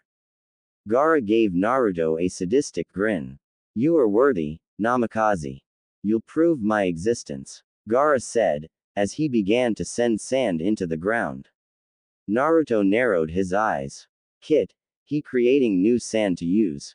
His guard is down. Naruto went through hand signs with one hand, surprising the crowd. Water style. Water shockwave jutsu. Naruto created a swirling water vortex and sent it to Gaara. I don't think so, I will have your blood. Sand cyclone. Gaara created a sand cyclone and sent it to Naruto's, both clashing, trying to push the other back. Naruto eventually won and sent Gaara into the wall of the stadium. Wow, I got to say I'm impressed. Kurenai said. I'll say, to create rain with your chakra is amazing. He used the rain to slow down Gaara's sand and for his water attack. Asuma added. He didn't create it, Karen said, gaining their attention. He summoned it. It was one of our clan's jutsu. We can summon pretty much anything as long as it is manageable. The hand signs were used to pull the clouds in the air together and heat it up enough. He formed it, but the water was natural. Karen said. Wow, the Gaki is amazing. Enko said before looking at the Uchiha, who seemed pissed. What went up you and got you in a bad mood? I know, Kin said. He's upset that he can't copy Naruto-kun's jutsu because he's using one-hand signs. He prepared for that just in case he fought you. Enko started to laugh, making Sakura mad. It's not funny. Naruto better be lucky that he's fighting that Gaara guy instead of Sasuke-kun. Sasuke-kun would stomp all over him. Yay right, I'll bet a month of dangos that the duck butt would get his handed to him, gourmet style and freshly served. Enko said, making Kin, Karen, Kiba and Kurenai laugh. By the way, who trained Naruto? Kakashi asked. I'm not telling you, Karen said. Me either, Kin said. But I'm his sensei, I need to know. Kakashi responded. That's not what I heard. Enko said, gaining the Cyclops' attention. He told me, you're not his sensei anymore when I was asked to help the girls train that past months. Enko said. Kakashi remembered his last encounter with the blonde and couldn't blame him for saying that, but he was hoping Naruto didn't mean what he said. But he was curious. The water jutsu Naruto just did was a jutsu from Kiri and he was the only one who knew it since he copied it from Zabuza. Do you need help, Gaara? Naruto taunted. Gaara climbed out the wall and glared at the blonde before smiling. Yes, this is what I wanted. You are strong and worthy in proving my existence. You're not the only one who can change the weather, sand shower. Gaara sent sand into the air and sand started to rain from the ground. Naruto was confused until he felt something on his feet. He looked down and saw his ankles being surrounded with sand. He channeled wind chakra into his and burst out the sand and ran up the stadium wall. Why do you run now? Are you scared? Hardly, Naruto said, giving Gaara a challenging smirk. You just gave me a reason to go all out. Seals start to appear around his body, shocking everyone. Kai. The seals was destroyed and Naruto chakra level flew through the sky as cracks of the wall appeared under his feet. What kind of seals are those? The Cage asked. I don't know, Jiraiya answered, ashamed. He was a seal master and he didn't recognize the seal on his godson's body. Hiruzen looked at Mei, who gave him a nod. Since when did Naruto have seals on his body and what are they? Kakashi asked. That's a resistance seal, Karen answered. One of Naruto's creations. He combined the chakra restriction seal and the weight seal conflux, putting it on his body causing him to hold back most of his strength. Wait, so he was wearing those when he fought Neji? Tenten asked. Wow, Naruto might win against Gaara. Choji said. I can't believe this, he was the dead last. Kiba said. Now he's the son of two heroes, the strongest genin here and super hottie. Enko said. We'll set up a date with you too. Kin said, gaining Enko's attention. I like you. You feel like a lost sister to me. Enko smiled and put her arms around Kin. Same here. Naruto unsheathed his mom's sword, which was onyx with a crimson edge and pointed towards Gaara. Let's go. Naruto yelled as he charged forward. Gaara summoned some sand and sent it forward towards Naruto. As they tried to grab Naruto, Naruto surrounded his sword with water and started to cut the sand like butter. You have to do better. Gaara got angry and sent sand in all directions, to surround the blonde. I've got you now. Severing stream dance. Naruto yelled as he cut through all the sand with slices of water and landed on the ground. He learned Kenjutsu as well. Kakashi said, flabbergasted. Flashback. Damn, why are you betraying us? Suna and Konoha are allies. Hayate asked, clutching his chest.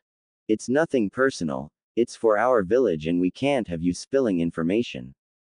This is goodbye, Baki said, preparing to end Hayate's life, but out of nowhere, something flashed in between the two in a bright orange light, then Hayate was gone. Naruto appeared at his house, looking down at Hayate. Damn it, what's going on? Naruto asked. Don't worry, I'll get you to a hospital. Naruto said, taking to the roof. He was lucky that he was blindfolded today since Kuruma said he still needs to be used to the sun. Naruto-kun. Naruto turned to his side and saw Neko, jumping beside him. She was tasked into looking for some sound nins to get information on Orochimaru, and she spotted the blonde. What are you? Hayate-kun. What happened? He was attacked by a sand nin, I don't know why. Naruto answered. I saved him before he was killed, but I need to get to the hospital. Neko nodded and grabbed the blonde's shoulder and disappeared in a blur. Few minutes later, Hayate was in a medical room as Naruto sat in a seat in the hallway. Yugao walked out the room, mask off, and she approached the blonde. He's alive, was all she said before hugging Naruto. I can't thank you enough for what you've done. You saved my fiancé. I'm glad he's alright, and I'm sure you would have done the same. Naruto said. If there's anything I can do to repay you, just name it. Yugao said. Naruto was about to refuse until he saw Yugao's sword. Do you know Kenjutsu? Naruto asked, receiving a nod from the purple-haired girl. Do you think you can teach me and a couple of my friends? Flashback ends. Karen and Kin were happy that Naruto found someone who could teach them Kenjutsu to increase their arsenal, and seeing Naruto in action made them swell in pride. I don't get it, how did the dweeb get so strong? Sasuke asked. Kin scoffed at this. He wasn't ever weak, all his teachers were failures. Kin said with venom. Kakashi felt a sting at her word, but the girl continued. Plus, now that he took off his mask, he's done trying to make people happy at his own expense. What mask? Sakura asked. She's talking about an emotional mask, you brat. He used to wear a mask to hide his pain and put on a fake smile no matter the situation. Who was so afraid of being alone that he put up with every bullshit people spout his way? But now that he found people who understood him, he decided to show the world the real him. Anko said, smiling at the blonde. Are you telling me that every time he acted like an idiot and did something stupid, he was faking it? Ino said. He did it for attention because he wanted to be thought of as an annoying kid instead of a monster. But that Naruto is gone. Kin said. And how do you know that, girly? Kiba asked, but ducked down a bit when he received a glare from the former Oto nin.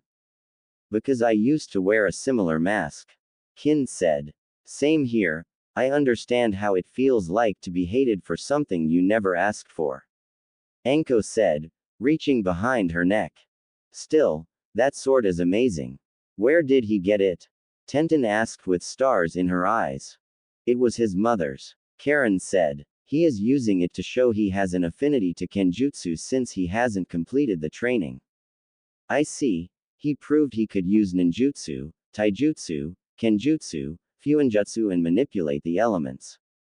With that type of arsenal, it'll be hard to ignore him for a promotion. Asuma said. He is so youthful, Lee. When you are healed, we train till dawn. Hi Guy Sensei, I will not let my flame die and follow Naruto's youthful example. Tenten shook her head in embarrassment.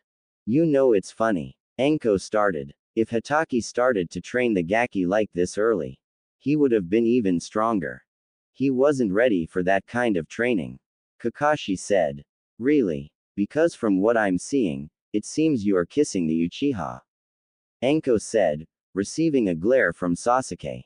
Anko noticed and returned the glare with some ki. Don't look at me like that, you emo. I'm not one of your fans and I will turn you to snake food if you don't turn your head. Anko threatens, causing Sasuke to look forward. Hatake, you up. Whoever trained Naruto did something you couldn't do in 6 months. Well, whoever trained him should thank me. I prepared him for this. Kakashi said. Please, I heard of your training. Kin scoffed. All you did was teach him tree climbing and team exercises. Kakashi started to sweat as all the Jonin glared at him. Kakashi, did you not put any effort into Naruto-kun and Sakura-san? Kurenai asked. He was too busy training Sasuke-kun.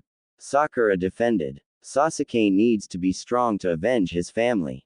Yeah, besides, the dweeb is useless. A clanless nobody. Sasuke said. Sasuke-san. You weren't here, but it turns out Naruto-kun is the son of the fourth and Kushina Uzumaki of the Uzumaki clan. Hinata said. Sasuke's eyes widened when he heard this. Impossible. I don't believe that. Sasuke said. It doesn't matter if you believe it because it's fact. To claim something like that, you'll need evidence and proof. If the Hokage is allowing it, that means Naruto-kun has proof. Karen said. And don't worry, Hitaki-san. When the exam is over, Naruto-kun said he was going to quit the team. So you can train the all you want. Kin said. What? Why would he quit our team? Sakura asked. Let's see. There's the emo, who only cares about himself. There's you, who only cares for the emo, and the Banshee, who only favors the emo. Since Naruto-kun doesn't like the emo, he doesn't belong on a emo-loving team. Plus, from what I learn, none of you ever took interest in Naruto-kun, so why should he be held back because you don't want to train him? Don't worry, Sakura, I'll talk to the Hokage later. Kakashi said. Yeah, I wonder who he's going to listen to. His subordinate or his grandson? Anko asked. Kakashi began to worry. He knew he had to convince Naruto to not open his mouth, but it seemed his blonde student didn't hold him in high regards. How did the Gaki get this good? Jiraiya asked. It seems he found a good teacher who saw his value. Mei said. That it seems. I hope he has more to show us. Hiruzen said. Orochimaru just watched the fight, sweating. How did this nobody improve this much in 2 months? Naruto sheathed his sword and sealed it back into his palm and landed in front of the Sand Jinchuriki. Uzumaki Lightning Pillar. 4 metal pillars appeared around Gaara, confusing the redhead. Lightning shot out the pillars and began to electrocute Gaara. Ugh! It hurts, mother. Gaara yelled. Make it stop. Sand rushed the pillars and circles around them, blocking the lightning. Gaara squeezed his hand and crushed them, causing them to poof away. Gaara started to get aggressive and sent Sand trying to grab the blonde. Shadow Clone Jutsu. Naruto made up to 10 clones and they all charged Gaara. Gaara created a sand tornado around him, dispelling the clones, and kept trying to grab the blonde. Naruto found his ankle covered in sand. Damn it. Naruto pulled out his tri-pronged kunai and threw it at Gaara before he was covered. Now it's over, Sand Coffin. Gaara said as the kunai went past his head. Sand Burial. Gaara squeezed his hand, but to his surprise there was no blood. An orange flash appeared behind, and as he turned around, he saw Naruto with a Rasengan. Naruto slammed his jutsu on his back, slamming Gaara in the ground.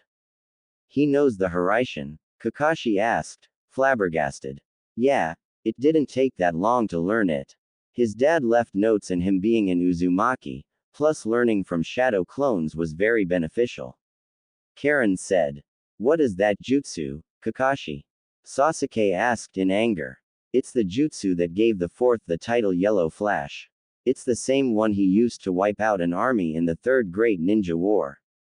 Kakashi said. I'll get the council to tell him to teach it to me. Sasuke said. Won't work. Karen said, gaining the Uchiha's attention. Naruto-kun has it listed as a clan jutsu, so your council has no interference in it. Sasuke seethed at this. Naruto was getting stronger and he couldn't gain that power. You should see your face. Kin started. Yeah, you look like a baby. Anko added, both of them laughing. Mother, I need your help. Naruto narrowed his eyes and jumped back when sand started to surround Gaara like a cocoon. Kit, he's beginning the ritual to summon Shukaku. Stop him before he completes the jutsu. Naruto nodded and created a clone. Both of them ran toward the sphere, avoiding sand as they got closer. Rasengan. Water style. Water trumpant. Naruto created a Rasengan as his clone formed water in his palm. They both combined the jutsu and struck the dome of sand, creating a huge water explosion. Gaara was sent flying out the sand and slammed into the wall. The clone dispersed, leaving an exhausted Naruto. Naruto noticed that Gaara was exhausted and approached him with seals appearing on his fingertips. From the top, Orochimaru recognized the jutsu and gave the signal to start the invasion. Temari and Kankuro jumped in front of Gaara to intercept the blonde. Naruto chuckled. I guess I won't be getting a date with you anytime soon. Naruto said in sadness. I'm sorry, but I have to fight for my village.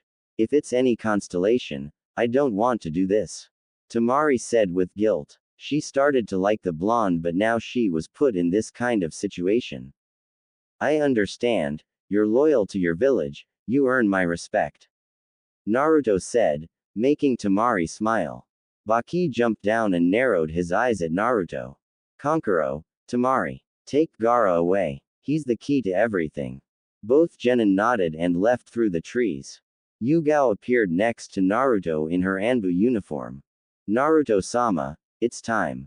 Hokage orders you to protect the stadium and take charge.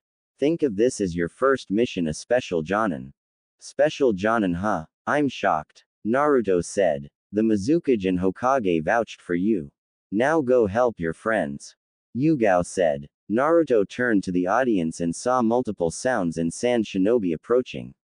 He whipped out 3 tri-pronged and tossed them to the enemy. Kunai Shadow Clone Jutsu. The 3 kunai multiplied into 10 and Naruto used the Hiraishin and killed the Oto Nin and knocked out the Suna Nin. Kin, Karen, release your seal. Hi. Kin and Karen released the resistance seal and jumped next to Naruto. Sakura and Ino realized that Kin had forgotten her old outfit. She was wearing a black sleeveless vest and a black skirt. Karen was wearing a green long sleeve and black shorts with mesh stockings. Sasuke, go after Gaara and take him down. Kakashi ordered. Sasuke gave an arrogant smirk and proceeded to chase after Gaara. Naruto, I want. Can it, Hitaki? Kakashi turned to Anko, who was glaring at him. Foxy got his orders from Hokage. He's prepared. What? The Hokage? Kakashi responded. Naruto smiled and nodded. Alright, Karen-chan, Kurenai-san and Hinata. I want you 3 to head to the hospital and protect all the people that's there. Naruto ordered with authority. The 3 nodded and left for the hospital. Choji, you, Tenten, Asuma-san and Ino go and protect the academy. The 4 left for the academy. Kin-chan, Anko-chan and Neko-chan. Head to the cages and help. Kin, see if you can change your friend's mind, then help defend the village. I will. Kin said before heading to the tower with Anko and Neko. Shino, Shikamaru and Sakura. We're going after Gaara and Sasuke. Shino, you'll take out Kankuro. Shikamaru, you'll take out Temari and Sakura, you'll bring Sasuke back here. Naruto said. Naruto, wait, Kakashi said but shivered when he saw a glare from his student. No, you sent an unprepared genin with a huge ego to fight a Jinchuriki. I already prepared many countermeasures to beat Gaara, but because of you, Sasuke might die. Naruto said in a cold tone. Naruto turned to his team and nodded. Let's go. Alright, Sakura said. She wasn't sure what happened to Naruto in the past 2 months, but she knew one thing, he changed. Naruto led the group to follow Sasuke and to stop Gaara. Sakura was very uncomfortable with her situation. She and Naruto had split off from Shino and Shikamaru since Shino was fighting the puppet user and Shikamaru volunteered to stay back when Naruto picked up on several nin following them, but that wasn't what made her uncomfortable, it was being alone with Naruto. He hadn't said a word to her at all and she was still thinking about the words Kin said. Naruto. Yes, Sakura-san. Naruto replied, not even bothering to look at her. Are you mad at me? Sakura asked, hiding her shock when Naruto added san instead of chan. No, I'm not in fact. Naruto responded. Why do you ask? It's just, you don't act like you used to and I'm not sure how to feel. Sakura said as the two jumped through the trees. Get used to it, Naruto said, making Sakura look at him. I told you before that if you didn't show up, what will happen and you choose. And I have always been like this. I just hid my true feelings behind an idiot mask and acted like someone I wasn't to make friends, but after meeting Kin and Karen, I realized there were people who accepted me. To be honest, I always thought our team was terrible. Naruto said, causing Sakura to flinch. We were uncoordinated. Sasuke was selfish, you couldn't see anything past him, and Kakashi was not only lazy, he trained Sasuke more. He knew my dream was to be Hokage and he didn't bother to help me. He knew you needed more work with your dieting and physical strengths, but he didn't do anything. When I asked for more training, he said I wasn't ready. When I asked to hang out with you three, Sasuke would leave us alone, you would say no and hit me, and Kakashi would just disappear. So I decided not to act like a pushover anymore thanks to Kin-chan and Karen-chan. Also, it made me happier that Anko-chan decided to help me during the 2 months. Naruto, I'm sorry. Sakura said. You have nothing to apologize for, you opened my eyes and showed me how important I was. Naruto said before his eyes widened and he sped forward and threw one of his kunai ahead and disappeared. Naruto, Sakura said and saw a flash of orange in front of him. Few minutes before, Sasuke hated to admit it, but he was having a hard time against Gaara and out of chakra. He used 3 Chidoris and only did minor damage. Not only that, but his curse mark was acting up. Gaara was standing across from him, looking like a hybrid of Shukaku with his left side transformed. What's the matter, Sasuke Uchiha? Is this all the strength you can muster? Naruto Namikaze did way better than this. Sasuke gritted his teeth at the remark. The dweeb is nothing like me. I know, he's much stronger. And now I'm done with the appetizer. Now die, Gaara said, charging the Uchiha. There's got to be something I can do. Sasuke thought, looking around until his eyes landed on Temari, making him smirk. She'll do, Sasuke thought while building up the last of his chakra. Temari was terrified, looking at her brother. She wished there was something she could do, but she wasn't stronger than Gaara, but she still believed her little brother was inside there. She was knocked out of her train of thoughts when she found herself in front of her brother. The Uchiha switched places with me. Temari thought before she panicked as Gaara closed in on her. The Uchiha ran, but you'll do, Gaara said, preparing to kill his sister. Right as he was about to end her, a familiar kunai appeared in front of him, and in an orange flash, Naruto appeared and kicked him in the face, away from the Suna Kunoichi. Naruto landed next to Temari and picked her up bridal style and jumped back a few branches. Are you okay, Mari-chan? Naruto said with a concerned look. Temari wrapped her arms around Naruto and hugged him. Thank you for saving my life. Naruto, Sakura called, landing next to the blonde. Why did you save her? Her village is attacking ours, you should have let her die. Naruto turned to Sakura with crimson red eyes, scaring the pinkett. Shut it, if you were paying attention. You would have seen Orochi-tem taking off the cage robe and face. Plus I sensed him there the whole time, he most likely tricked Suna. This war is pointless, and if I save Mari and the other Suna nin, we can re-establish our relationship. And last, I will not let her or anyone die if I can prevent it. Temari was touched by this and also shocked to hear Orochimaru taking her father's place. If he was telling the truth, that means her father was most likely dead. That explains why he's been joyful. He's never like that. Now Sakura-san, get Sasuke out of here, Naruto ordered, making Sakura flinch and jumping to her teammate. Naruto turned to Temari with a softer look on his face. Mari-chan, stay away from those two. I'll stop Gaara and make him see the light. You'll have your brother back, I promise. Naruto said, taking off his haori and handing it to Temari, revealing his thin gray vest and a short-sleeved black shirt underneath. Hold this for me and give it back when I complete my promise. Namikaze. I was waiting for you. Gaara said as he transformed to look more like Shukaku. Now make me feel alive and prove my existence. Kuruma, may I use some of your chakra since I haven't recovered mine yet? Naruto asked his partner. Sure kid, show them what happens when you piss off a fox. Kuruma said as he filled Naruto with chakra.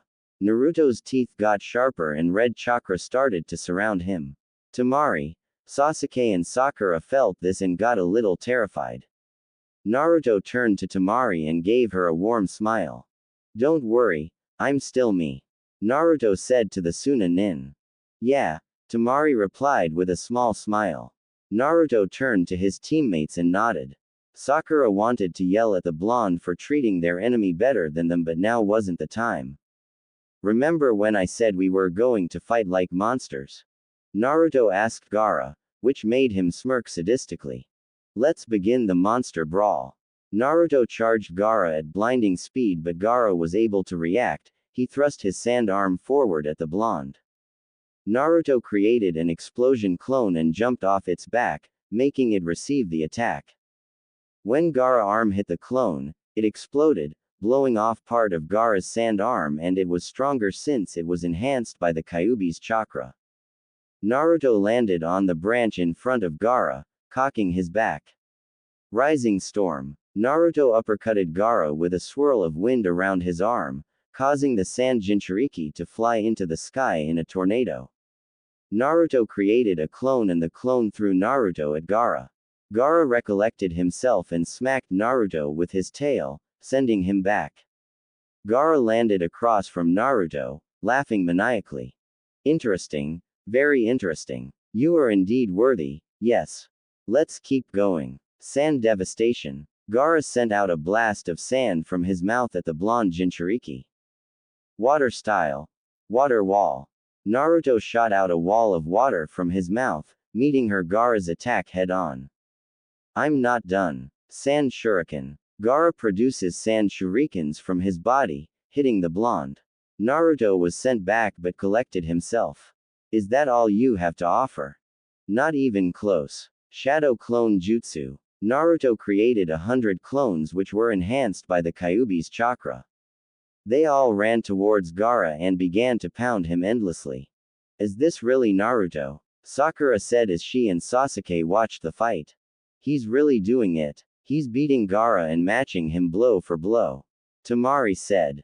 How did he get so strong? I couldn't even get close to Gaara, but Naruto is fighting him as an equal. Sasuke thought to himself.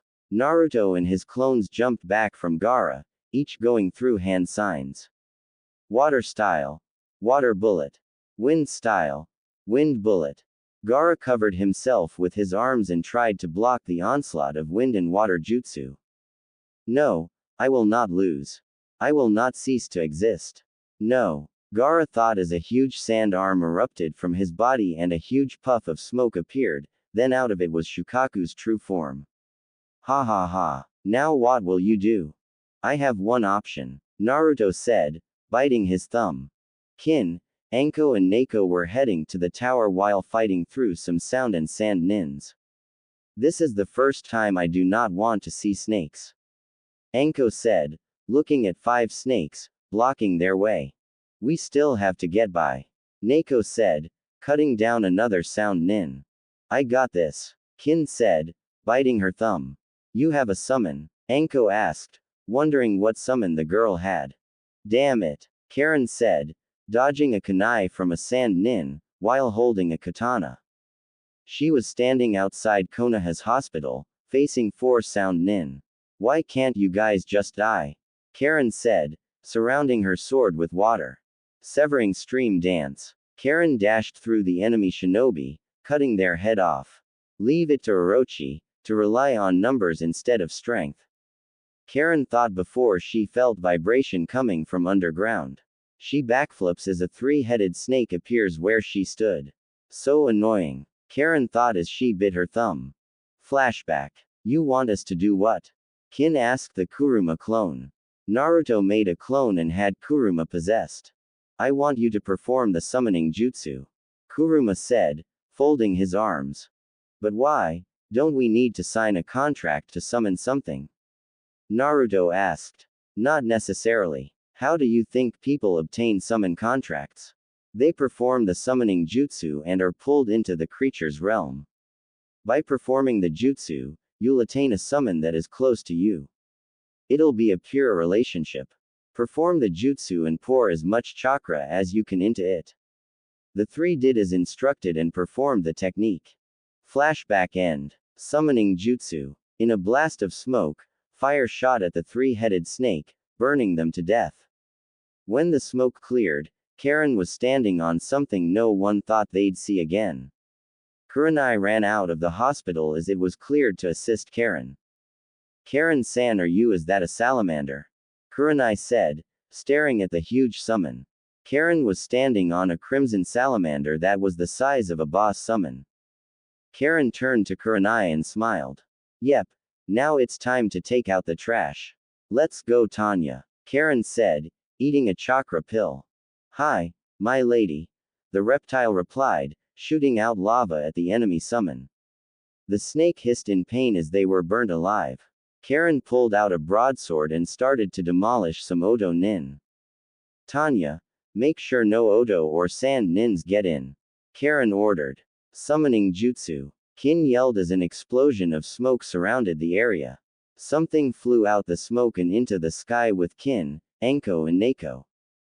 This is so awesome, Anko yelled in excitement. I'll say, I've never seen an owl summon before. Neko commented in awe. They were riding on a pure white owl. Mistress Kin, how may I assist? The owl asked. Kill any snake you see on the way to the Tower Luna. Kin ordered. Yes, mistress. Freezing feather arrows. Luna shot feathers made of ice and froze the snake instantly.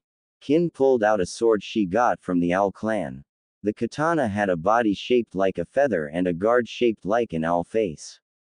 Are you ready, Anko ne? Kin said, as she jumped off the owl and started to cut down Odo nins as she made her way to the tower. Summoning jutsu. Naruto placed his hand on the tree and the whole area was covered in a puff of smoke. Ra.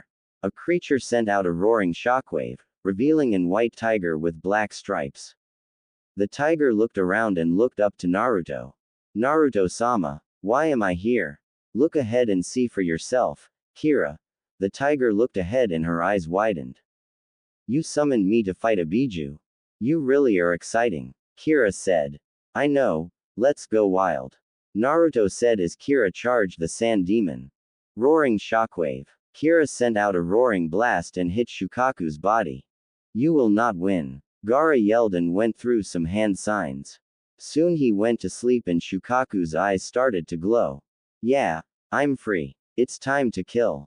Not going to happen, I'm going to end this. Kira charged Shukaku and leapt in the air with her claws extended. Just die. Sand devastation. Shukaku inhaled some air before releasing a sand stream towards the tiger. Lightning roar. The tiger shot a lightning stream at the sand attack, both attacks meeting and creating an explosion. The tiger landed in front of the Biju and stabbed his claws into its skin. Naruto, jump onto him and wake up the host. One good hit should do it. Naruto jumped on Shukaku's head and charged Gaara. Once he was face to face with his fellow Jinchuriki, he punched Gaara in the face. No, great, I just got here, Shukaku said before his head turned blank. Gaara slowly opened his eyes and looked at Naruto. Damn you, Uzumaki. You will die. I don't think so. Naruto yelled back as chains erupted from his body and wrapped around Shukaku's body. What are you doing? Gaara yelled at the blonde. He couldn't feel Shukaku's chakra and he was losing chakra. Stopping you, Naruto said as he punched Gaara again, causing Shukaku's body to crumble. Naruto grabbed Gaara and landed on the forest ground. No, please don't kill me. Gaara pleaded. I don't want to cease to exist. I won't. Naruto chuckled and laid Gaara on the ground, then he sat against a tree trunk. It's sad, isn't it? Being alone and people seeing us as monsters. Judging us for something we never asked for, hated and glared at. So you do understand, but how come you are not like me? Gaara asked. I'm not sure. Naruto said. Maybe because I found people who care about me, even though I'm a Jinchuriki. Naruto said, thinking of Kin, Mei and Karen. They accepted the real me and I'm willing to protect them at any cost, even if I have to kill you, but hopefully we can be friends instead. You're willing to be my friend? Gaara asked. Of course, I think you're the only person who can understand me the most and think of it as a new start. Naruto responded. Is that why you are so strong? Because you fight for those you love? Gaara asked. Naruto smiled and nodded. Friends, all like that. Gaara. Temari called as she and Kankuro landed near them, preparing for a fight. The two knew they couldn't defeat Naruto and Temari didn't want to fight the blonde if she could avoid it. Go ahead and take him. Naruto said, surprising the two. You were tricked by Orochimaru into doing this. Go and be safe. Do what he says, this fight is over. Gaara said. Kankuro and Temari looked at each before grabbing Gaara. Gaara turned to Naruto and gave him a small smile, shocking his siblings. Thank you, my friend. What? Temari said before looking at Naruto. Kankuro, take Gaara and go ahead. Kankuro was about to respond, but the glare from his sister told him to leave. Kankuro left the area and headed to Suna. Temari approached Naruto and hugged him. Thanks for not killing my little brother. Naruto blushed and returned the hug. No problem, Temari-chan. Temari pulled and it looked like she was contemplating something. Temari pecked him on the lips, making him blush. Temari backed away and winked at her fellow blonde. I'll see you later, Naruto-kun. Temari said before jumping away. Naruto touched his lips and smiled. Naruto. Naruto looked up and saw his teammates staring down at him. Why did she kiss you? Sakura asked. It's called being grateful, Naruto said and turned to walk away. How did you do all that? Sasuke asked. He never felt so inferior to the blonde before and he needed answers. Naruto stops and pops his neck and cracks his knuckles. None of your business, Uchiha-san. Now you and Sakura head back to the village. I got to save the old man. Naruto. Wait, Sakura didn't get to finish because Naruto disappeared in an orange flash. Sakura frowned in sadness. Naruto really doesn't care about us. No, he's just stressed by Hokage-sama. Water style. Water dragon jutsu. Mei and Tobirama released the same jutsu at each other, creating multiple droplets of water. Jiraiya, switch with me. Mei said as she saw Jiraiya in the forest that Hashirama created. Got it. Jiraiya jumped out of the trees as wood dragons chased after him. Mei put her hands together as her cheeks puffed. Lava style. Acidic mud. Mei shot gold lava at the dragons. Hashirama jumped out of the forest and charged the Mizukage. Mei ran forward and engaged Hashirama in a taijutsu battle. What's going on? The first and second Hokage should be much stronger than this. Orochimaru complained as he dodged Hiruzen's staff. You should learn more about a jutsu before being cast. The reanimation is only as strong as its caster. Hiruzen said as he tried to attack Orochimaru. Jiraiya is better at taijutsu than you. Mei has 2 bloodlines and I'm your sensei. You're not going to win.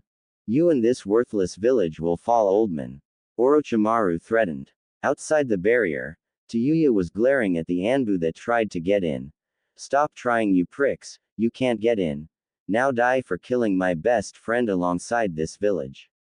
Tayuya said. Kabuto informed her that Konoha captured Kin and ended up disposing of her.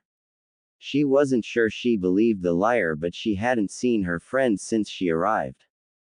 Wow, Tayuya, I can't believe you would actually believe that scumbag. Kin said, jumping down and landing in front of the Anbu. Do I look dead to you? Kin, where the hell have you been? Tayuya asked her friend in anger. Well, here's the gist. Orochimaru sent his grunts to capture me to be sacrificed for a jutsu. I ran into another Uzumaki. Yes, there's 2 more here, and he saved me. He also convinced the Hokage to make me a Konoha nin and offered you sanctuary as well. Kin said. You can't be serious. Tayuya said. I am. Kin said, looking behind Tayuya. The redhead followed her eye and saw Hiruzen looking at them and nodding.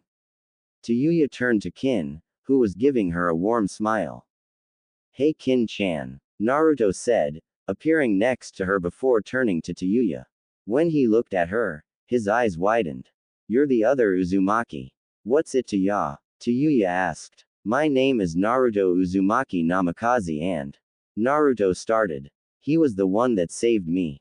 Kin said, cutting him off. You can join us, just drop the barrier and you'll be safe.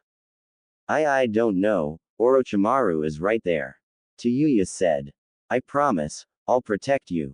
Tayuya turned to the blonde. I'll stake that on my life, you could be happy with Kin and I got the old man to give you sanctuary. All you have to do is drop the barrier. Naruto said, holding out his hand and Kin followed suit.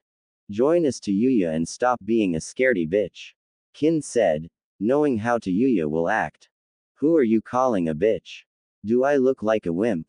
Fine. Tayuya released her hands and the barrier was starting to fade. This what those snake-s get for lying to me. Thanks Tayuya, but I need you to pass out. Kin said before sticking a senbon in her neck. Kin said, making Tayuya pass out. Naruto smiled and charged Orochimaru with his sword in his hand. Kuruma, can I pour some of your chakra in the sword? Kuruma poured his chakra through Naruto's sword like he requested. Hey Pitamaru. Orochimaru turned to the source of the voice and saw Naruto charged him. He crossed his arms to block, was shocked and started to see Naruto with a sword. The sword pierced through both of his arms. You have to do better than Uck. Orochimaru said before feeling pain in his arms. His coil started to burn and looked to see his arms burning. What's going on? You can thank the Kyuubi's chakra for that, now you can't use your arms anymore. Naruto said. I'll make sure you'll pay for this. Orochimaru sneered. Sound 4, get me out of here. Orochimaru ordered and 3 of the 4 jumped near him. Tayuya, where are you? He turned his head and saw her, captured, by Anbu. Damn it, I'll destroy this village and you old man, he said as he retreated. Naruto-kun. Naruto turned to see Karen arriving on a salamander. The enemy is retreating, Karen said. That's a relief, Naruto said as he saw the Hokage approach him alongside the Mizukage and Jiraiya. Gigi, permission to take a nap, Naruto said as he passed out after the adrenaline left his body. Anko jumped forwards and caught the blonde on her back. He's special, isn't he? Anko turned to Mei, who started caressing the blonde's cheek. Anko looked at Naruto's peaceful face and gave a warm smile. He sure is. Naruto groaned as he woke up and sat up in his bed. He looked around and noticed he was in a hospital room. He looked down to see Kin and Karen laying on their heads on the edge of his bed, with Anko and Mei laying side by side while sitting in chairs. What happened? It seems you have finally woken up, Kit. Kuruma said. How long have I been out? Naruto asked. Not sure. I can't really tell since I'm sealed in you, but I must say you completed an impressive feat. To fight a B-rank genin and then an A- rank who transformed into a Biju, with you attacking the snake shit all in one day will definitely earn you a promotion. Kuruma said, making the blonde blush. Thanks, but I can still approve. But it's because of you and the girls I made it this far. Naruto thought before turning to Anko. I know you are awake, hubby-chan. Anko opened one eye and smiled. I got caught. Anko chuckled as she gently leaned Mei's head against the wall and walked towards Naruto. How are you feeling, Foxy-kun? Better now that I got some sleep and it was pretty satisfying to watch Orochi's arms burn. Naruto said, laughing a bit. Yeah, I think you deserve a reward for that. Anko said as she pecked Naruto on the cheek. Naruto's face turned red and he looked away a bit, making Anko giggle. Come on, you're engaged to Mei and you blush from a kiss. And, you're just as beautiful. Naruto blurted out before covering his mouth. Enko got quiet and she was blushing as well at the compliment. Wow, Naruto Koi, bringing another girl into the family. I have to say, she's a great choice.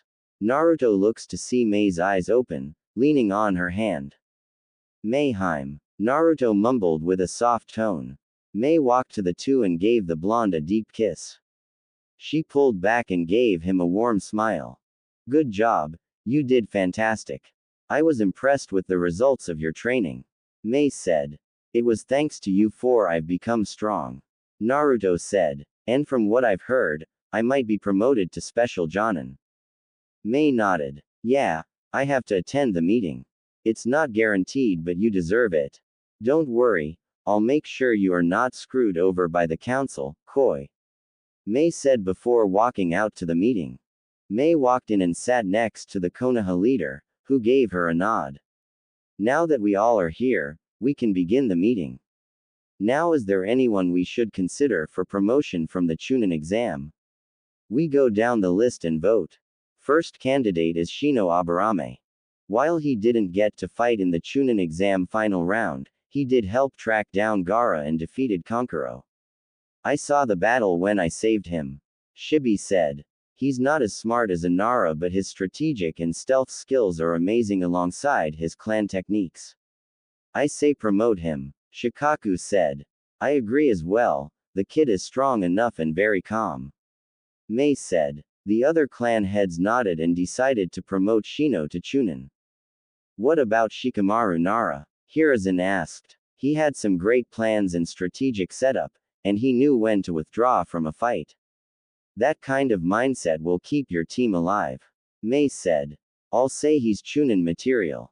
Inoichi said. Next is Neji Hyuga. Hiruzen said. While he is skilled, I'm not too sure about the brats, emotional control. Sum said. I hate to say it but he's right, if he ever encounters a Kumo Nin. We won't be sure how he'll act and can put his team in danger. Hiyashi said. Then Neji Hyuga will not be promoted.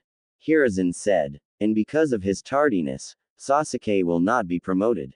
Let's be reasonable. Koharu said. And I am, if the invasion started before he and Kakashi arrived. Who knows how many would have died? Hiruzen said. And our final candidate, Naruto Uzumaki Namikaze. Hiruzen said. We shouldn't promote him. Danzo said. He's our Jinchuriki and giving him too much freedom could result in unwanted consequences. The elders nodded in agreement. Oh, I'm guessing Hiruzen Dono didn't tell you. Mei said, confusing everyone. I informed Lord Daimyo on how you treated Naruto and how biased you are towards Sasuke-kun. And since the elders supported them, the civilians are not allowed to participate in shinobi affairs. Hiruzen said, causing an uproar with the civilians and earning a smirk from the clan heads. Enough, if you cannot tell the difference between the Jinchuriki and a Biju, why should I trust you with anything else? Now, Naruto Uzumaki Namikaze. Well, I'll say Special Jonin.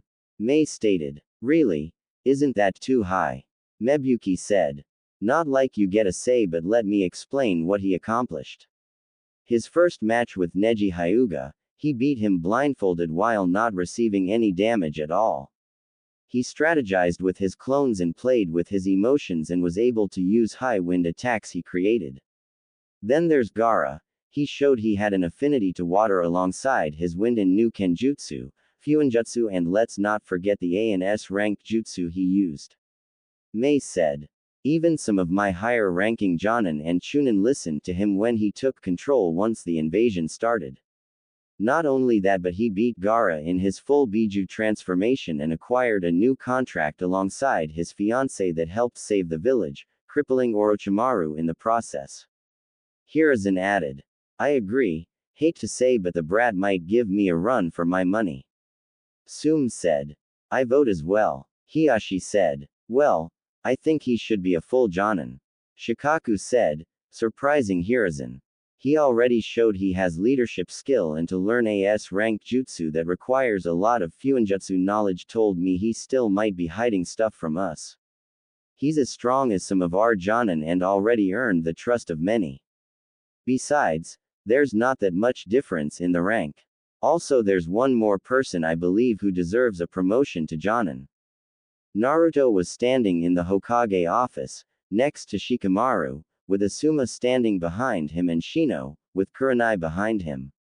Behind Naruto was Anko. Hiruzen smiled with pride as he stared at the three, with Mei beside him. Now I've bet you three wonder why you are here. Happy to inform you that the three of you were nominated for promotion. Shino Aburame stepped forward. Shino stepped forward. While you didn't get to fight in the final round, you did help take out a high-level enemy. Not only that, you followed Naruto's order regardless of rank and trusted him. You remain calm and control of your emotions, as well as shown to be a quick thinker. For that, you're promoted to Chunin. Mei said, handing him the vest. Shino nodded and gave a small smile. Kurenai smiled in pride for her student. Shikamaru Nara, step forward. Hiruzen ordered. Troublesome, Shikamaru said as he stepped forward. Your match with Tamari was impressive, despite your laziness.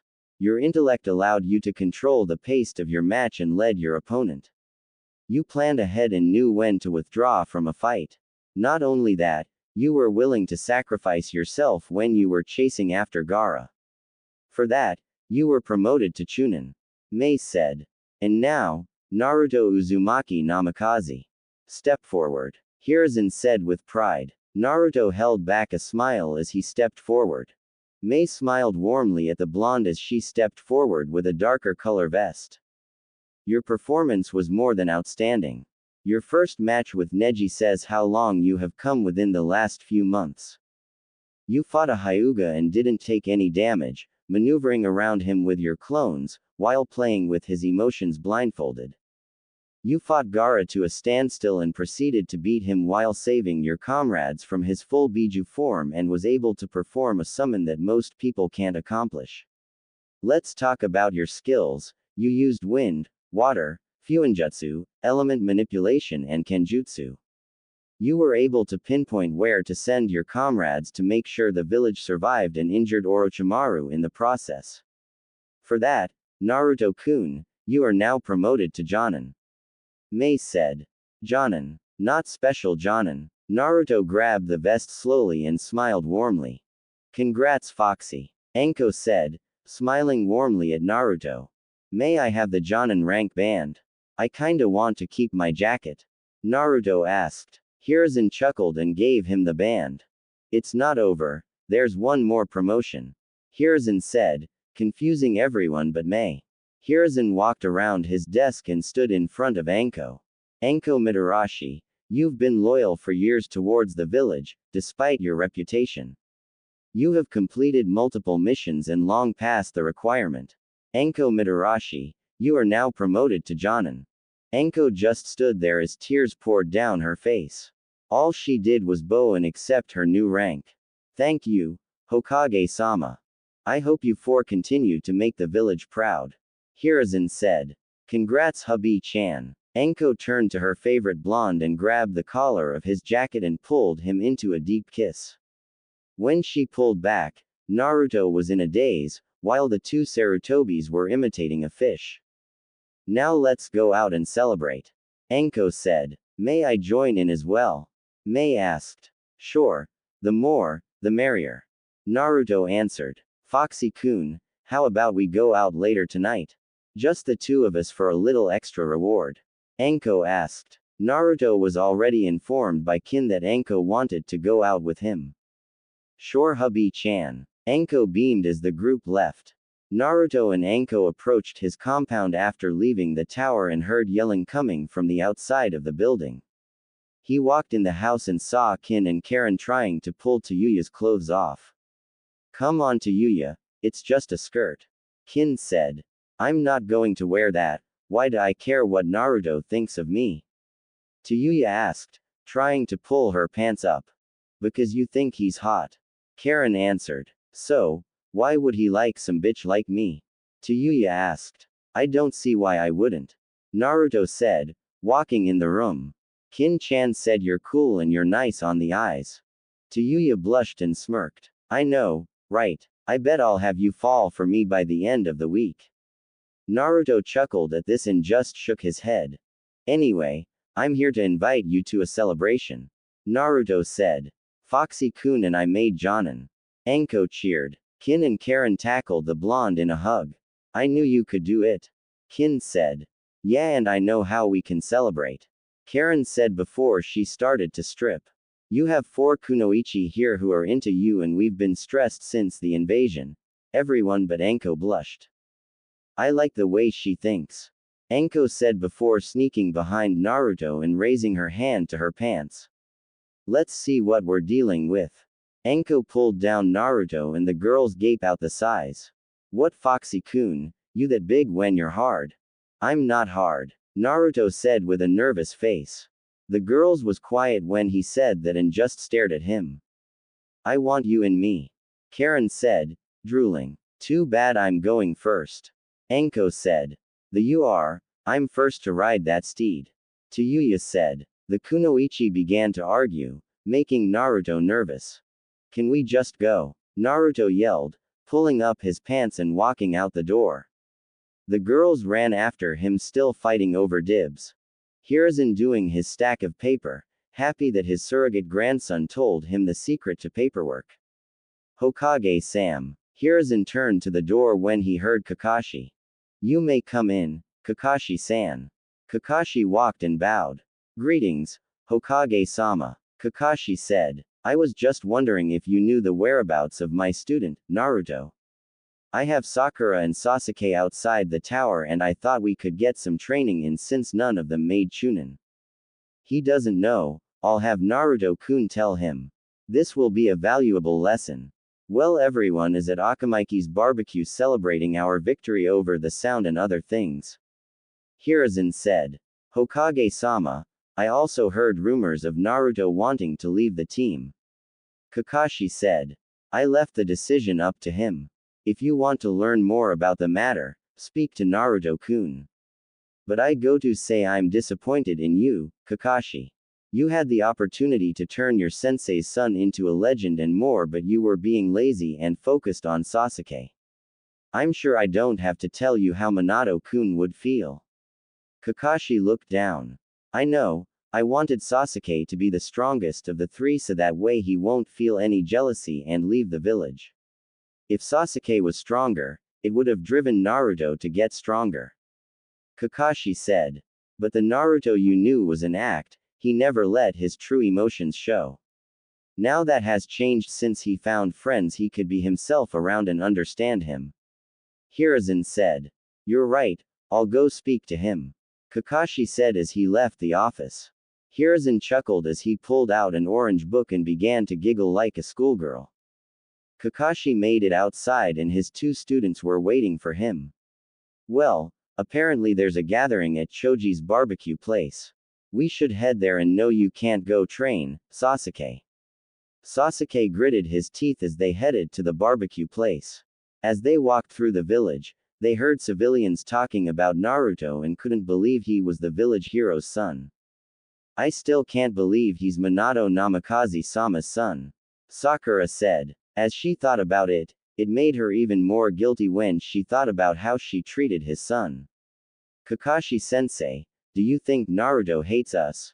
Kakashi sighed. I'm not sure, he didn't trust us and hid how he felt. But I can't blame him, we didn't try to get to know him on a deeper level. Plus when he always asked for something, we wrote him off. It felt weird when we talked. I didn't feel the warm sensation I usually do when we talk, and for him to call me by my name without affection made me feel empty. Sakura said. You two are overthinking it. Sasuke said. The loser will never change and he'll be begging Sakura for dates again. Sasuke said. Hey Kakashi. Asuma greeted the team as they walked into the barbecue place. They sat at a round table with a grill in the middle next to Team 10. Hey Asuma, I heard we were celebrating. Kakashi said, looking around. He saw Team 8 with Kurenai, Team Guy with Guy and Kin, Karen, Mei and a redhead he had never seen before, with Yugao beside her. Mei stood up and clapped her hands. Great. Now that everyone is here, it's time to make my announcement. As you noticed, we have a few people missing and there's a reason for that. Well, I would like to say congratulations to Shino Aburame and Shikamaru Nara for making Chunin, and Anko Mitarashi and my fiancé Naruto Uzumaki Namikaze for making Jonin. Mei said as the four walked out from the kitchen sporting their new vest and band. Anko had her arm sling around Naruto's neck with a victory sign. What? The loser made Jonin. Kiba yelled and gulped when he felt killer intent from Mei, Yugao, Karen, Anko, Kin and Tayuya. Would you like to repeat that? Mei asked, narrowing her eyes on the young Inuzuka. No sorry. Kiba said. The group walked to the team except Naruto. He went to sit next to Mei and Anko sat on the other side. Naruto, why aren't you sitting with us? Sakura asked. Why would I? Naruto responded. You were the one complaining about us not hanging out together and now you're avoiding us. We're your teammates. Sakura said. Let me correct you on something, Sakura. I complained to you about hanging out without Sasuke as friends, and when I offered you to come join me, what did you do? Naruto said. Sakura frowned. I didn't show, but I told you I didn't feel like it. Sakura answered. Right, and what did I say would happen if you didn't show up? Naruto asked. Sakura looked sad as she remembered. But you don't mean that, right? Kin scoffed. I told you he did mean it. You can't just take him for granted and expect him to keep bouncing back. She's right. Naruto said. I told you, we're done. We're just comrades, not friends and anything else. Sakura felt like something was ripped out of her at those words and she didn't have anything to say. Well, you'll just have to get over it. Kakashi said. After all, we're on the same team. Oh yeah, that reminds me. Mei said, standing up. Hiruzen told me one more thing to announce after the promotion. Since Anko and Naruto Koi are newly fresh Jonin, he decided to make a team with Anko as the main sensei and Naruto Koi as co-sensei. The students are going to be Kin Tsuchi, Karen Uzumaki and Tayuya Uzumaki. Wow, I can't believe we have our own students, Foxy-kun. Anko said. Naruto turns to the three girls. Are you three okay with this? Sure. I don't mind. Kin answered, folding her arms. You're better than that dildo Kabuto. Tayuya said, making the group laugh. I'll follow you all the way to the bedroom. Karen said, making everyone blush. Well then, I accept. Naruto said. Hold on Naruto, what about our team? Kakashi said, intervening. You mean the team that didn't give no about me and praise King Emo and wherever touched? Sorry, but I refuse to be on a team that only cares about duck butt. Naruto said. Tayuya grinned. I'm influencing you, am I? A little. Naruto replied. But Naruto, we're sorry. If you want, I'll even go on a date with you. Sakura offered. Please, listen here you pink stick. It sounds like you are trying to manipulate Naruto-kun and frankly it's pissing me off. Plus why would he want to go out with you when have a hot piece of like me, cute as Kin-chan, beautiful as Karen, gorgeous as the Mizukage and let's not forget the super hot and Anko-chan. Shit, Anko is someone even I would smash and I'm not gay. Tayuya said, making the girls smirk. We are a group of Kunoichi that have BSDs. You might be my new favorite after Kin. Anko said with a flirty smile. And for the record, I'll smash as well. Naruto, listen, this team needs you. Kakashi said. You never showed it. For 6 months you had your chance, you could have used shadow clones to work with each of us, but no, you could have helped find our affinity or at the very least help me and Sakura with our taijutsu. You don't need me or care about me. Remember Hataki-san, actions speak louder than words. Now I'm done talking, can we eat? Kakashi felt sad about this, he lost his student and now he doesn't want anything to do with him. Sakura felt like crying because she lost someone she considered a friend compared to the other two, but to find out she herself wasn't a good friend. Sasuke didn't care because he was angry that his teammate made Jonin before he did. I don't feel like eating all this meat. Sakura said. I'm on a diet. And you wonder why you are so flat. Tayuya commented. I'm only a teenager. Sakura said. And so are we. Tenten, Kin, Karen and Tayuya said. I bet the princess over there has a bigger chest than you. Tayuya said, pointing to Hinata. Hinata said. Unknowing to her, Anko snuck up behind her and opened her jacket. Naruto blushed and Tayuya pouted. They're bigger than mine, the redhead complained. Hey Naru-kun, Tenten called. Huh, what is it, Ten-chan? Tenten smirked at the nickname and for some strange reason, it made her happy. Would you mind sparring with me from time to time in Kenjutsu? Tenten asked. Naruto smirked and thought about some. Ten-chan, you said you want to be a weapon master, correct? Ten-ten nodded, making Naruto smirked. Well, I know I'm a new jonin and all, but if you trust me, I'll take you on as an apprentice and teach you element manipulation and fuinjutsu alongside different kenjutsu styles, what do you say?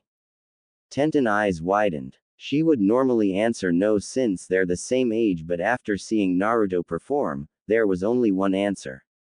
I accept. Naruto-sensei. Naruto blushed and smiled. No problem, I'm happy to help. Did you see that guy sensei? Naruto-kun's passion shine even brighter. Lee said. You right, and now our Tenten youthfulness grows and spreads through the village. Everyone else was sweating a bit. There you are, Gaki. Come with me Naruto, Jiraiya said, appearing. Naruto got up and followed Jiraiya outside. We have a mission from the council to find my old teammate. You're coming along. Tsunade Haim. Fine, but why me? Naruto asked. Because sensei told me to bring you and he said you could bring up to 2 people. Jiraiya said. I was hoping to teach you some things, so this will be a good opportunity. Fine. When do we leave? Naruto asked. In 3 hours. Jiraiya answered. So get ready. Jiraiya said before disappearing. Naruto walked back in and looked at the group. Sorry guys, but I have to go on a mission to bring someone back. I'm allowed to take 2 people and I was hoping to take Karen-chan and Ten-chan. Naruto said, making Karen nod and Tenten confused. They followed him outside the restaurant. What's this about, Naruto-sensei? Karen asked, making Naruto blush. Really? You too? Karen just giggled. We're going on a mission to retrieve a person you two are fans of. Tsunade-sen. Naruto didn't get to finish as the girls glomped on him. We get to meet Tsunade-sama. The girls cheered. Naruto just rubbed the back of his head. Yeah, we have 3 hours to get ready. Let's get some barbecue and head out. The girls nodded and went back inside. Dobi, fight me, Sasuke said. No, I just went through an invasion. Don't really feel like fighting. Naruto said. Why? Are you afraid? Sasuke said, trying to rile the blonde up. I just said I'm tired from fighting, now I got to get ready for the mission. Naruto said, leaving for his apartment. Sasuke just clicked his teeth and left. Tenten and Karen went home to get their things, in Karen's case followed Naruto with Mei following her. Well, I guess I'll tag along since I have to head back to Kiri. Mei said, and the two followed their favorite blonde. Sakura just stared at the blonde's back with a frown. I can't give up. He doesn't hate us, but how can I make it up to him? Naruto arrived at the front of the gate and saw Tenten and Karen standing far away from Jiraiya, while he was writing down some notes. What's going on? He's taking some notes for his book. Tenten said. You mean the garbage porn? Naruto asked. Jiraiya glared at the blonde. You don't know true art. Have you even read my books? Naruto returned the glare. No, I haven't. What's your point? It's called Ika Ika. Naruto said before catching an orange book. Read it before judging it. Jiraiya said. Or are you afraid of what the girls might think of you? I won't be mad if you read it. Karen said. Naruto gave her a look of disbelief, which she caught. What? I want your opinion on the book and I know you won't like it. Naruto stared at the book and sighed. Fine, I'll read it. Tenten walked next to Karen. Are you sure it was a good idea to let Sensei read that? I'm sure. Naruto-sensei is not a pervert. Karen replied. You two don't have to call me sensei, you know. Naruto replied, reading the book. The girls giggled and ran up to stand next to Naruto. 2 days later, Naruto was in the hotel with Tenten and Karen, while Jiraiya went to talk to some informants. I'm done, Naruto said, putting down the book. And, both Tenten and Karen asked. Tenten was hoping Naruto wouldn't become a pervert and Karen was just interested in his opinion. Well, it's just smut. It seems like he rushed scenes too quickly and tried to describe as some form of art. Of course, there's some steamy scenes but it's just like a porny movie. I bet I could write a better book. I think that's a good idea. Karen said. Write a book and show the pervert how it's done. Karen cheered. Naruto was quiet and smiled. You know what? You're right, I'll get started right now. Naruto said until he heard a knock on the door. Karen narrowed her eyes and Naruto looked at her. You sense it too. We